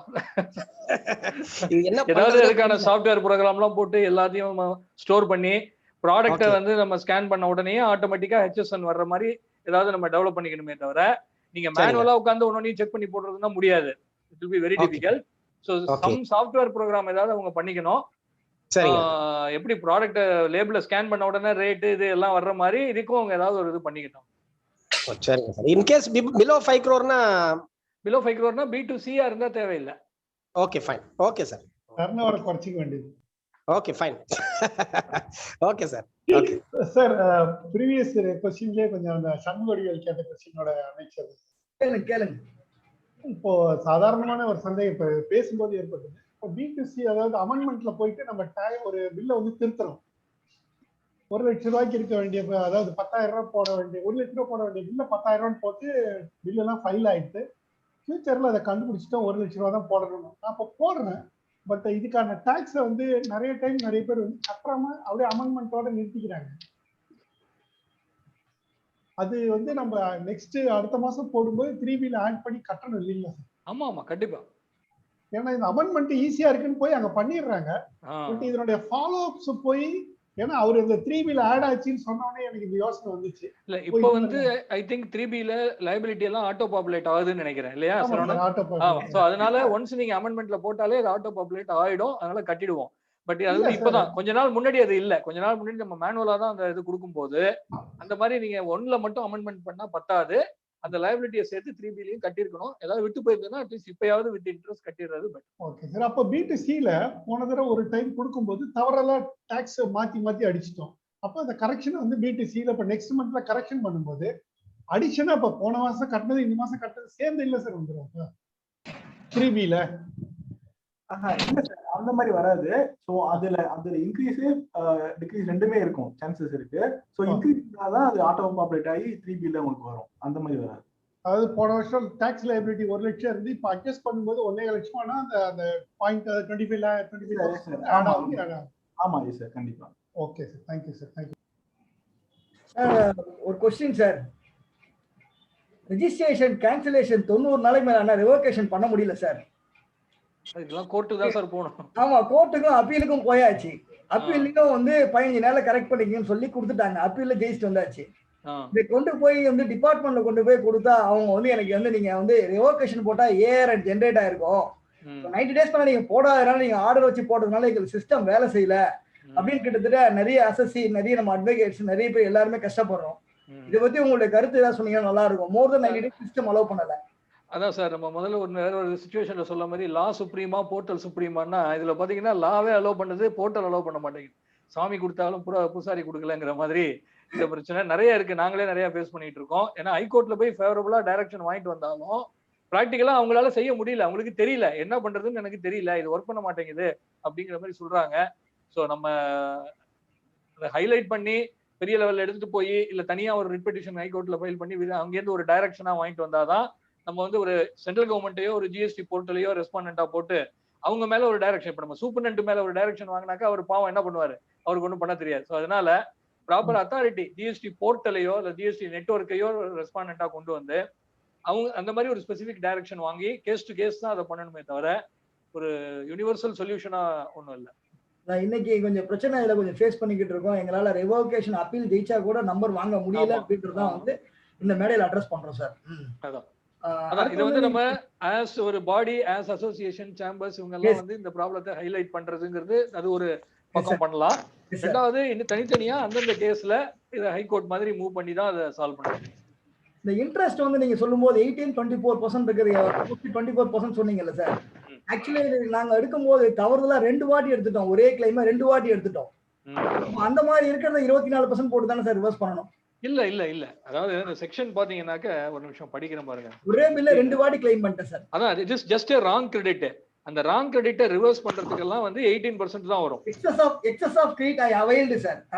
அதான் அதை திரும்ப ரிவர்ஸ் பண்றதுக்கு இன்ட்ரெஸ்ட் வந்து 51ல 18% தான் வரும். 24% போட்டு பண்ணிக்கிட்டு இருக்கோம் இன்னைக்கு வரைக்கும், அதான் போயிட்டு இருக்கு. அதான் 24% எதுக்கு வரும் அப்படின்னாக்க a taxable person who makes an undue or excess claim of input tax credit under subsection 10 of 42 or undue or excess reduction in output tax liability under 4310. இந்த 4210 4310 எல்லாம் வந்து எஃபெக்டிக்கே வரல. அந்த GSTR 2 3 இதெல்லாம் இருந்தாதான் அதெல்லாம் வந்திருக்கும். ஸோ அதனால 24% வந்து அப்ளை ஆகாது, 18 தான் ஆகும். சுதாகர் கொஸ்டின் கேளுங்க. Sudhakar, export of service and turn less than 20 sir. Shanmugam sir. Yes sir, yes sir. Export of service வந்து 20, அதாவது below 20 lakhs sir. Shanmugam sir. Good evening sir. அந்த export of service turn தானே sir below 20 lakhs? Okay. இப்போ நார்மலா domestic supply பண்ணும்போது below 20 lakhs இருந்தா registration தேவையில்லை. ஆனா எக்ஸ்போர்ட்ங்கிறது it becomes an interstate supply. So எக்ஸ்போர்ட்டை வந்து இன்டர்ஸ்டேட் சப்ளைன்னு டிக்ளேர் பண்ணிடுறாங்க. ஸோ அதனால இன்டர்ஸ்டேட் சப்ளை பண்ணும்போது ரெஜிஸ்ட்ரேஷன் வந்து கம்பல்சரி ஆயிடுது. ஸோ அதனால டெக்னிக்கலா பாத்தீங்க அப்படின்னாக்க ஈவன் தோ பிலோ 20 lakhs இருந்தாலும் எக்ஸ்போர்ட்டா இருந்ததுன்னா கம்ப்ளீட்டா ரெஜிஸ்ட்ரேஷன் எடுத்து அதை எல்யூடில தான் பண்ணணுமே தவிர ரெஜிஸ்ட்ரேஷன் எடுக்காம பண்றது வந்து தப்பு தான். பட் அதனால பெரிய கான்சிக்வன்சஸ் ஒன்றும் வராது. ஏன்னா tax if you are able to prove இது வந்து எக்ஸ்போர்ட் தான், place of supply outside, recipient outside, foreign exchange எனக்கு வந்திருக்கு அப்படின்னு ப்ரூவ் பண்ண முடிஞ்சதுன்னா ஒன்றும் பெரிய ப்ராப்ளம் வராது. பட் ஸ்ட்ரிக்ட்லி ஸ்பீக்கிங் லீகலி பாத்தீங்கன்னாக்க ரெஜிஸ்ட்ரேஷன் இஸ் ரிக்வயர்ட். டாக்ஸ் கட்டணும் நோட்டீஸ் கொடுக்குறாங்களே சார், அந்த மாதிரி ஒரு நம்மளுடைய நண்பர் ஒரு கேள்வி கேட்டிருக்காரு. எக்ஸ்போர்ட் ஆஃப் சர்வீஸ் 45 lakhs பண்ணிருக்காங்க, ஒரு இன்ஸ்பெக்ஷன் பண்ணிருக்காங்க, பிரிமிசஸ் இன்ஸ்பெக்ஷன் பண்ணிருக்காங்க. இன்ஸ்பெக்ஷன் பண்ணிட்டு நீங்க வந்து ரெஜிஸ்ட்ரேஷன் இல்ல, அதனால அந்த 45 lakhsக்கு என்ன ரேட் ஆஃப் டாக்ஸோ கட்டுன்னு சொல்லி நோட்டீஸ் கொடுக்குறாங்க. இது எப்படி சார் ஹேண்டில் பண்றது? இல்ல அதாவது சார் இன்னைக்கு பாத்தீங்கன்னா நிறைய இன்கம் டாக்ஸ் 26 AS இதெல்லாம் பேஸ் பண்ணி ஆட்டோமேட்டிக்கா நிறைய நோட்டீசஸ் இஷ்யூ ஆயிட்டு இருக்கு. நீங்க பார்த்திருப்பீங்க ரீசெண்டா அட்வொகேட்டுக்கெல்லாம் நோட்டீஸ் கொடுக்காதீங்கன்னு ஹைகோர்ட்டே சொல்லுதான். என்ன அட்வொகேட் என்ன அவ்வளவு பெரிய காடா என்ன? இன்கம் டாக்ஸ்ல இருக்கு, சர்வீஸ் டாக்ஸ்ல ரெஜிஸ்ட்ரேஷன் இல்ல, ஏன் கட்டலன்னு கேட்க கூடவா கூடாது? கேட்டா நம்ம பதில் சொல்ல போறோம், அவ்வளவுதான். நான் அட்வொகேட், எனக்கு ரிவர்ஸ் சார்ஜ் எனக்கு வராது. ஸோ அதனால வந்து இது வந்து ரொம்ப சீரியஸா நோட்டீஸ் வந்துருச்சு அப்படின்னு பயப்படுறதுக்குலாம் ஒண்ணுமே இல்லை. இன்கம் டாக்ஸ்ல நம்ம ரிட்டர்ன் இருக்கு, இன்கம் இருக்கு, சர்வீஸ் டாக்ஸ்ல இல்ல, ஜிஎஸ்டில இல்ல, வாட் இஸ் த ரீசன் அவங்க கேட்கறாங்க, அவ்வளவுதான். அதுக்கு என்ன பதிலோ, இது வந்து எனக்கு எக்ஸ்போர்ட் தான், அதுக்கு டாக்ஸ் கிடையாது, நான் அட்வொகேட் எனக்கு ரிவர்ஸ் சார்ஜ், நான் கூட்ஸ் டிரான்ஸ்போர்ட் ஏஜென்சி எனக்கு ரிவர்ஸ் சார்ஜ் அப்படின்னு பதில் தான் நம்ம சொல்லணுமே தவிர, ஜஸ்ட் ஒரு நோட்டீஸ் வந்ததுனால வந்து நம்ம அதை ரொம்ப சீரியஸாவோ அதை பார்த்து பயப்பட வேண்டிய அவசியமே கிடையாது. ஏன்னா இன்னைக்கு எல்லா டேட்டாவும் அதுல வந்து ஒன்னா வர்றதுனால இன்னைக்கு ஃபார்ம் 26 ஏஎஸ்ல பாத்தீங்கன்னா ஜிஎஸ்டி ரிட்டர்ன்ல இருக்கிற டர்ன் ஓவர்லாம் 26 ஏஎஸ்ல ரெஃப்ளெக்ட் ஆகுது. ஸோ அங்க இருக்கிற டேட்டா இங்கே வருது. ஸோ அதனால டிபார்ட்மெண்ட்டுக்கு இது ஒரு டேட்டா டூல், அதை வச்சு அவங்க கேட்கறாங்க. ஸோ கேட்கறதே தப்புன்னு நம்ம சொல்ல முடியாது. கேட்டாங்கன்னா அதுக்கு என்ன பதிலோ அதை நம்ம சொல்லணும். ஏன் கட்டல அப்படிங்கிறதுக்கு வேலிட் ரீசன் நம்ம கிட்ட இருக்கு. எக்ஸ்போர்ட் ஆஃப் சர்வீஸ் கட்ட வேண்டியில்லை, அப்ப எக்ஸ்போர்ட் ஆஃப் சர்வீஸா இருந்தா நீ ரெஜிஸ்ட்ரேஷன் எடுத்துக்கணுமே, ஏன் எடுக்கல அப்படின்னு அடுத்த கேள்வி வந்தா ஆமா தப்பு தான். பட் அதனால டாக்ஸ் கட்ட வேண்டி இருக்குமா? கிடையாது. எக்ஸ்போர்ட் ஆஃப் சர்வீஸா குவாலிஃபை ஆகணும்னா ரெஜிஸ்டர் பண்ணிருக்கணுங்கிறது கண்டிஷன் கிடையாது. ரெஜிஸ்டர் பண்ணாம இருக்கிறதுக்கு ஒரு நாமினலா பெனல்ட்டி வேணா போடலாமே தவிர, ஆமா பண்ணாமே தவிர அதுக்காக டாக்ஸ் டிமாண்ட் பண்ண முடியாது. ஸோ அதனால டீடைல்ஸ் கேட்கறாங்களேங்கிறதுனால நம்ம வந்து இமிடியேட்டா பேனிக் ஆக வேண்டாம். If we have a valid reason for non payment நம்ம வரி பண்ண வேண்டிய அவசியம். ஃபைட் பண்ணிக்கலாம் தாராளம். I would like to get clarification in respect of short shipment of export goods. Short shipment of export of goods அப்படிங்கும்போது again அது வந்து நம்ம LUT-ல பண்ணோமா இதுல பண்ணோமா அப்படிங்கிறது இருக்கு. ஸோ LUT-ல பண்ணியிருந்தோம் அப்படின்னாக்க வேல்யூ அதுக்கு கரஸ்பாண்டிங்கா மாறப்போகுதா? ஏன்னா நம்ம ஒரிஜினலா 1000 போட்டிருக்கோம், ஆக்சுவலா 900 தான் பண்ணியிருக்கோம் அப்படின்னா அந்த எக்ஸஸ் குவான்டிட்டிக்கு நம்ம கிரெடிட் நோட் போட போறோம். அந்த கிரெடிட் நோட்டை நம்ம அப்லோட் பண்ணோம்னா ஆட்டோமேட்டிக்கா refund every thing will be taken care. ரீஃபண்டுக்கு டர்ன் ஓவர் எடுக்கும்போது அந்த இதை குறைச்சிட்டு தான் எடுக்க போகுது சப்சிக்வெண்ட். இல்ல அந்த ஷார்ட் சப்ளைக்கு நம்ம சப்சிக்வெண்டா இன்னொரு குட்ஸ் டிஸ்பாச் பண்றோம். ஒரிஜினலா நம்ம 1000க்கு இன்வாய்ஸ் பண்ணிட்டோம், 900 தான் போயிருக்கு.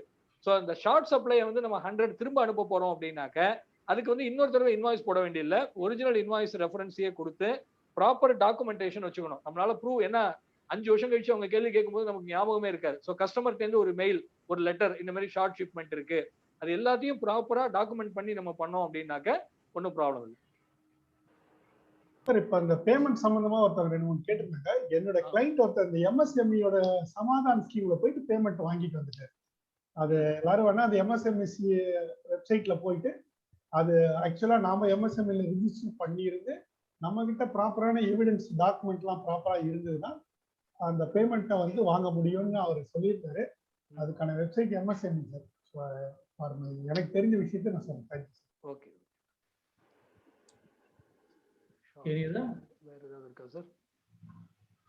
Any other question?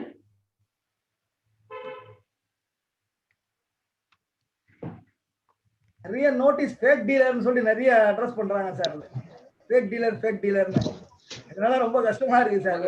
இன்னொரு பாத்தீங்கன்னா ஷார்ட் லிஸ்ட் பண்றது, அதாவது நம்ம யார்கிட்ட இருந்து வாங்கினோமோ அவரு அந்த செயின்ல ஒரு 4 பேர் எல்லாம் ப்ராப்பரா இருந்தாலும் எங்கேயாவது ஏதாவது ஒரு இடத்துல ஏதாவது ஒரு மிஸ்சீஃப் நடந்திருந்தா கூட நம்மள ஒரு பிளாக், ஏன்னா இன்னைக்கு வந்து இதெல்லாம் டெக்னாலஜியினுடைய சைடு எஃபெக்ட்ஸ்.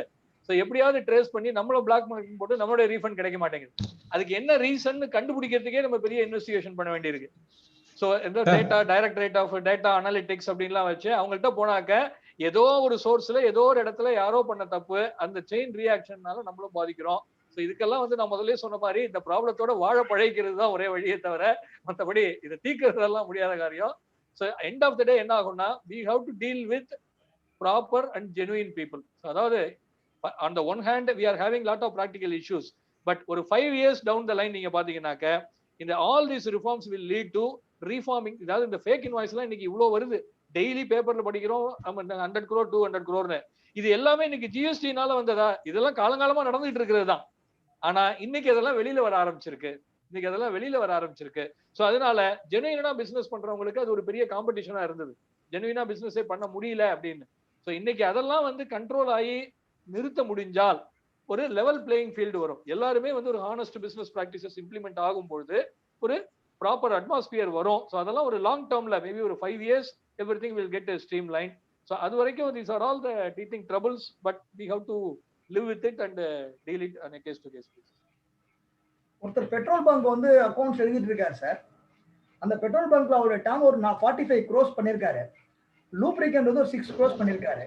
அந்த லூப்ரிகன்ட்ல வந்து அவர் டிஸ்ட்ரிபியூட்டராக இருக்கிற அதுல அந்த 6 crores வந்து பாத்தீங்கன்னா ஒரு 4 crores வந்து B2C, 2 crores வந்து பாத்தீங்கன்னா B2B. அப்ப டோட்டல் அக்ரிகேட் டர்ன் ஓவர் வந்து 51 கோடி ரூபாய் வந்தது சார். இப்போ இவருக்கு வந்து இன்வாய்சிங் அவர் பண்றது என்னமோ பாத்தீங்கன்னா டாக்ஸபிள் சர்வீஸ் 1 crore தான் பண்றாரு. அவருக்கு இன்வாய்சிங்ல வந்து கம்பல்சரியா அப்படின்னு கேள்வி கேட்கிறாங்க சார். ஏன்னா அக்ரிகேட் டர்ன் ஓவர்ல எக்ஸிட் ஃபார் 51 crores. நான் ஜிஎஸ்டி குட்ஸ் வருமா அப்படிங்கறது பார்க்கணும். இல்ல என்னுடைய கலீக் அக்ரிகேட் டர்ன் ஓவர்ல வந்து aggregate turn over exempted sale, nil rated sale, non GST sale, everything included in the abbreviation of aggregate turnover. அப்போ நான் 50 கோடிக்கு எக்ஸிட் ஆயிட்டேன். ஆனா இந்த 1 கோடிக்கு மட்டும் நான் இஎன்ஐஸ் போடணுமா அப்படின்னு क्वेश्चन மார்க் ஆகுது சார்.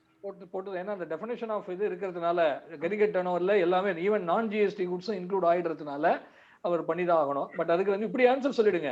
என்னதான் நீ டாக்ஸபிள் சப்ளை 1 கோடி பண்ணாலும் e-invoice is applicable for big people. Once you are doing more than 50 crore turnover, you are a big person, you have to do அவ்வளவுதான். பெட்ரோல் பங்காரனா கொஞ்சம் கவனமா இருக்கணும்னு வந்து ஒரு இது அவேர்னஸ்க்காக சொல்றேன் sir. Any other questions? Question சீக்கிரம் கேட்டீங்கன்னா முடிச்சுக்கலாம். சார் அந்த நான் டாக்ஸ் அதாவது இப்ப பேடி ரைஸ் பண்றாங்கல்ல சார், அவங்க மோர் தென் 50 crore மேல பிசினஸ் பண்ணும்போது அவங்க சப்ளைக்கும் அதாவது ஒரு ரைஸ் மில்ல வந்து இன்னொரு வெண்டார் கொடுக்குறாரு. அவருக்கு வந்து ரைஸ் சப்ளை பண்ணும்போது இந்த லிமிட் தாண்டும் போது டிசிஎஸ் பண்ணணும். அகைன் அவங்கள்ட்ட பர்ச்சேஸ் பண்ணுவோம், அகைன் டிடிஎஸ் பண்ணணும். 2 பக்கமும் வருது சார். டிடிஎஸ்ங்கிறது பேமெண்ட் கொடுக்கும்போது நம்ம பிடிச்சிக்கிறது. டிசிஎஸ் அதான் ரெண்டு டிஃபரெண்ட் கான்செப்ட்ஸ் இன்கம் டாக்ஸ்ல பாத்தீங்கன்னாக்க. சோ அது ஒரு டிரான்சாக்ஷன்ல ரெண்டும் வரும்போது ஆனா சில மியூச்சுவல் எக்ஸ்க்ளூஷன்ஸ் எல்லாம் இருக்கு சார். அதுல wherever TCS is applicable under that 1H னு ஒரு சப்செக்ஷன் வந்தது இல்லையா, அது வர்ற கேசஸ்க்கு டிடிஎஸ் வர. I am not an expert on those issues. அது நீங்க சொன்ன மாதிரி சொன்னதனால தான் எனக்கு ஒருத்தர் சொன்னாரு இல்ல டிடிஎஸ் இருந்துச்சுன்னா டிசிஎஸ் தேவையில்லை. ஆமா அந்த மாதிரி மியூச்சுவல் இது வந்து இருக்கு. பட் ஃபுல் டீடைல் எனக்கு தெரியல அத பத்தி. சுந்தரபாண்டியன் கேளுங்க. Please explain credit note rise and receive. ஆமா sir. Sir, e-invoice is applicable only for B2B or all taxable அப்படினு கேட்டிருக்காங்க. It is applicable for all. Once e-invoicing பொறுத்த வரைக்கும் once you are within the threshold, it will apply for all. Sir, echo ஆகுது. பக்கத்துல யாரோ பார்க்கறாங்க. Hello விக்ரமாண்டி sir, 19-20 car purchase ஒன்று பண்ணலாம் சார் நாங்க. ஹலோ சொல்லுங்க சார். கார் பர்ச்சேஸ் பண்ணோம், அது ஐடிசி கொடுத்தாங்க, ஐடிசி எடுத்துட்டோம். அவங்க எங்களுக்கு டிஸ்கவுண்டாக கொடுக்கும்போது ஒரு கிரெடிட் நோட் ஒன்று ரைஸ் பண்ணியிருக்கிறாங்க. அந்த கிரெடிட் நோட்ல வர ஐடிசி வந்து நாங்கள் திருப்பி பே பண்ணணுமா எப்படி சார்? முதல்ல காருக்கு கிரெடிட் எலிஜிபிலிட்டி உண்டா உங்களுக்கு? அது கம்பெனிக்காக வாங்குது சார், பர்சனலுக்கு வாங்கல. இல்ல கம்பெனிக்காக வாங்கினாலும் மோட்டார் காரை பொறுத்த வரைக்கும் அப் டு 6 பேசஞ்சர்ஸ் வரைக்கும் உட்கார்ற காருக்கு வந்து கிரெடிட்டே கிடையாது. யாருக்கு உண்டுன்னா கார் டீலர் எடுக்கலாம், டிரைவிங் ஸ்கூல் வச்சுக்கிறவங்க எடுக்கலாம், அந்த மாதிரி ஒரு 3 பேர் தான் எடுக்க முடியும். சோ அதனால நீங்க உங்க பிசினஸ் சார் எங்க ஆபீஸ்லயே ஒரு எக்கோ வருதுன்னு நினைக்கிறேன் சார். ரேணுகன் சார், பல்லவி நீங்க அதுல இருந்தா நீங்க நோட் பண்ணீங்க. சோ அதனால நீங்க வந்து பொங்கல் கொண்டாடலாமா, நீங்க போகி கொண்டாடிட்டு இருக்கீங்க, உங்களுக்கு பொங்கலே கிடையாது அப்படின்னு சொல்றேன். சரி சார். சோ அதனால சப்போஸ் அந்த கிரெடிட் எடுத்தாச்சு எலிஜிபிள் அப்படின்னாக்க கிரெடிட் நோட் கொடுக்கும்போது அதுக்கான ப்ரொபோர்ஷனேட் கிரெடிட் வந்து நீங்க ரிவர்ஸ் பண்ணிக்கலாம். ரிவர்ஸ்ல பே பண்ணி ஆகணும் நாங்க. ஆமா. ஓகே. அதுக்கு முன்னாடி இந்த கிரெடிட் எடுத்தது கரெக்ட்டானு செக் பண்ணீங்க.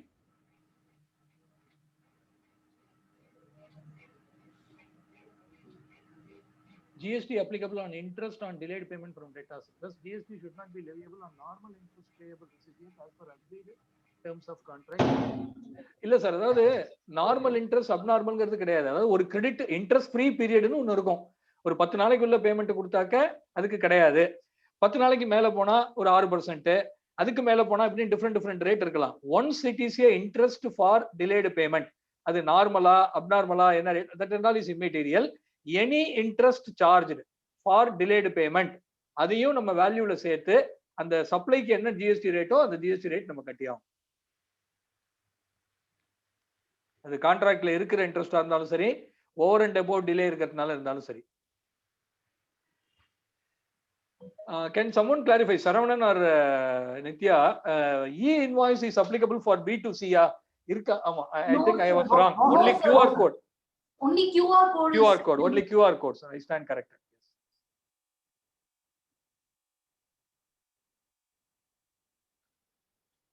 Okay, sir. Anything else, sir? Jagmar, sir. Yes. The 32.5 car dealer, அதாவது செகண்ட் ஹேண்ட் கார் டீலர் வாங்கி வைக்கிறாரு. அவரு என்ன பண்றாருன்னா ஆக்சுவலி ஒரு சில ஸ்பேர் பார்ட்ஸ் வாங்கி ஆக்சுவலி உள்ள போட்டிருக்காரு. போட்டுட்டு 32.5 வித்துட்டாரு. Now notice has come. What to do on it, sir? 32.5 படி அவர் he will be paying on the margin இல்லையா? On the margin. Yes. அந்த பொருளுக்கு கிரெடிட் எடுத்திருக்காரா? எடுக்கல. எடுக்கல. அப்ப ஒண்ணும் ப்ராப்ளம் இல்லல. என்ன தப்பு இருக்கு அதுல? பட் புது ஸ்பேர் பார்ட்ஸ் வாங்கினானா some additional process or actually spares which is actually inserted in the 32.5 product. அப்படின்னு சொல்லும்போது உங்களுக்கு ரேட் ஆஃப் டாக்ஸ் மாறணும் இல்லையா? இல்ல, does not change the character of the goods purchase. அப்படிதான். does not change the nature of the goods. காரா தான் இருக்கு. ஒரு சின்ன 1-2 மைனர் இது போடுறதுனால அதனுடைய நேச்சர் ஆஃப் இது மாறாது. Still he should be eligible for 32.5. But I have received a notice for it. I will discuss. அது வரும் சார். அது வந்துட்டு தான் இருக்கும். E-invoice necessary for export ஆன்னு கேக்குறாங்க சார். கம்பல்சரி ஆன்னு கேக்குறாங்க. Export. Nithya? Yes sir. Yes sir. B2C madam? B2C no. No. B2B வந்து taxable உண்டு. Yes sir. Yes sir.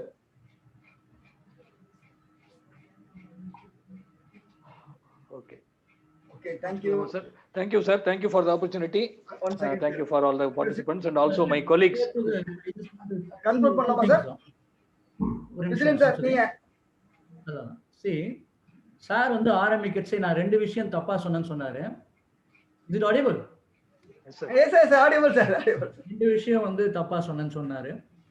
ஒரு விஷயம், இப்போ நீங்க எடுத்துட்டு வந்த எல்லா பிரச்சனைக்கும் ஒரு சொல்யூஷன் கிடைச்சதா? எல்லாரும் can you just give me feedback? நீங்க எடுத்துட்டு வந்த எல்லா பிரச்சனைக்கும் உங்களுக்கு சொல்யூஷன் கிடைச்சதா? கிடைச்சது. அததான் முதல்ல சொன்னேன். எந்த பிரச்சனையா இருந்தாலும் அவர்கிட்ட எடுத்துட்டு வாங்க முடியும்னு. ஒண்ணு. All the GST problems இங்க என்ன பிரச்சனை இருக்கோ அதுக்கு வந்து actually you will get solution. That is one. Another one, 500 book எழுதிருக்கேன்னு சொன்னார். நான் வந்து ஆக்சுவலி என்ன சொன்னேன்னா, ஆர்டிகல் எழுதுறதே இன்னைக்கு இருக்கிற டாக்ஸேஷன்ல புக் எழுதுன மாதிரி தான். புக் எழுதினா காவியம் எழுதின மாதிரி. அதனாலதான் நீங்க புக் எழுதினீங்கன்னு சொன்னேன். So I understood it is the article. 500 articles எழுதிருக்காங்க. But still he is having actually vast experience on writing books also. இங்க எழுதுறதா அங்க வருது புக்கா. ஆகையால அததான் நான் சொன்னேன். அது மிஸ்டேக் எடுத்துக்காதீங்க sir. Lighter wines. Yes sir. Thank you. I'd like to thank you actually. நம்ம வெங்கட் பாலா சார் வந்து கோயம்புத்தூர்ல உட்காந்துட்டு அவரு தான் வந்து சார் எனக்கு ரெஃபர் பண்ணாரு.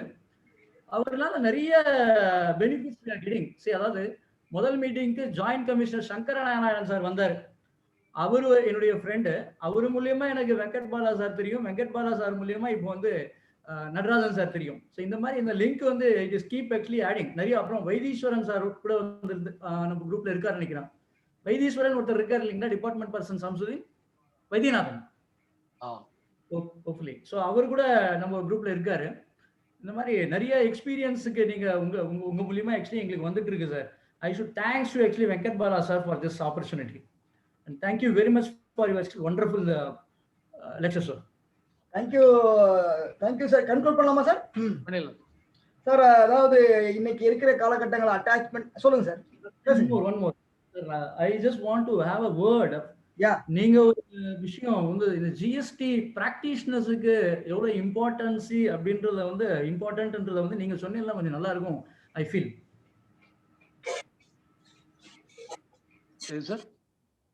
ஜிஎஸ்டி பிராக்டிஷனர் சர்டிபிகேட் வாங்கி எக்ஸாம் எழுதி practice to become a GST practitioner தான் பிராக்டிஸ் பண்றதுன்றது வந்து இன்னைக்கு ஒரு முக்கியமான ஒரு ப்ராப்ளமா இருக்கு.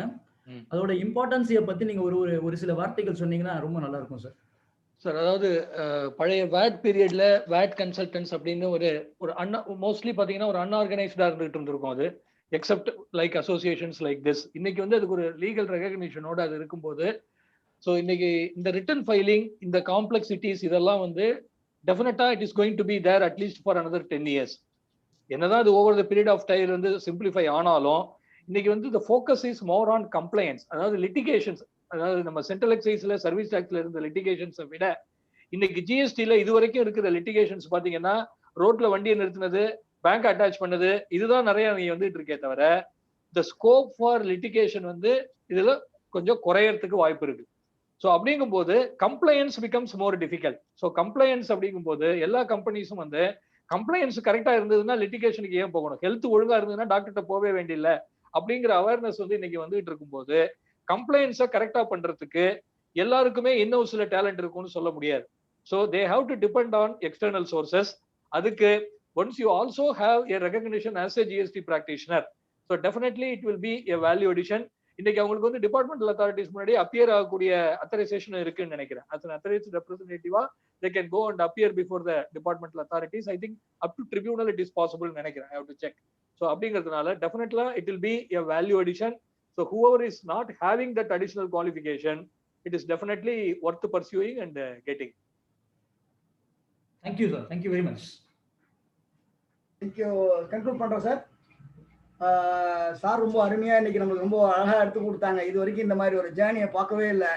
ஒரு எல்லாமே எப்போ ஒரு பிபிடியை போட்டு அந்த பிபிடி எக்ஸ்பிளைன் பண்ற மாதிரி இன்னைக்கு சார் வந்து டைரக்டா உங்களோட நான் கலந்து பேசுறேன் அப்படின்ற அடிப்படையில் இன்னைக்கு அட்டாச்மெண்ட் பத்தி என்ன, ஐடிசியில் என்னென்ன காம்ப்ளிகேஷன்ஸ், டெபிட் நோட் எப்பெல்லாம் ரைஸ் பண்ணலாம், ஹெச்எஸ்என்ல என்ன மாறுதல் இருக்கு, கியூஆர்எம்பியில் என்ன மாறுதல் இருக்கு, ஐடிஎஸ் ஸ்கீம்ல என்ன சம்பந்தம், செக்ஷன் 129 130 என்ன சொல்லுது, இந்த மாதிரி பல நுணுக்கங்கள் வந்து நம்மளுக்கு வந்து சொல்லி கொடுத்துருக்காங்க சார். திருப்பி எங்களுக்காக நீங்க மறுபடியும் எங்களுக்கு வந்து ஏதாவது வரக்கூடிய அப்டேட்ஸை வந்து ஃபர்தரா நீங்க பண்ணி கொடுக்கணும் சார். ரொம்ப thank you sir. Thank you for giving wonderful speech about GST latest updates. This webinar will help for our members sir. Once again thank you sir. ரொம்ப கிரேட்டா பண்ணி கொடுத்தீங்க. மெம்பர்ஸ் ப்ளீஸ் கிவ் யுவர் ஃபீட்பேக்கை நீங்க தயவுசெய்து கொடுங்க. நீங்க எவ்வளவு ஃபீட்பேக் கொடுக்குறீங்க அது எங்களுக்கு ஒரு எனர்ஜியா இருக்கும். மறுபடியும் அடுத்தடுத்து நல்லா செய்யணும், நல்ல ஒரு ப்ரோக்ராம் செய்யணும், எங்களுக்கு தூண்டுதலா இருக்கும். தயவுசெய்து please give for the feedback எங்களுக்கு கொடுங்க. இந்த நிகழ்ச்சியை உங்களுடைய துணையால் வெற்றிகரமாக நிறைவேறுவதற்கு எங்கள் சங்க தலைவர் திரு ஜெயக்குமார் சார் அவர்கள் சார்பாகவும் எங்கள் சங்க உறுப்பினர் சார்பாகவும் நன்றியை தெரிவித்துக் கொள்கிறோம். நன்றி, விரைவில் சந்திப்போம். இதிலிருந்து விடைபெறுகிறோம். தேங்க்யூ, நன்றி, வாழ்க வளமுடன். Please maintain SMS, mask, social distance, sanitiser. Thank you, நன்றி, வாழ்க வளமுடன். Thank you sir. Thank you sir. Thank you sir. Thank you sir. Thank you very much. Yes.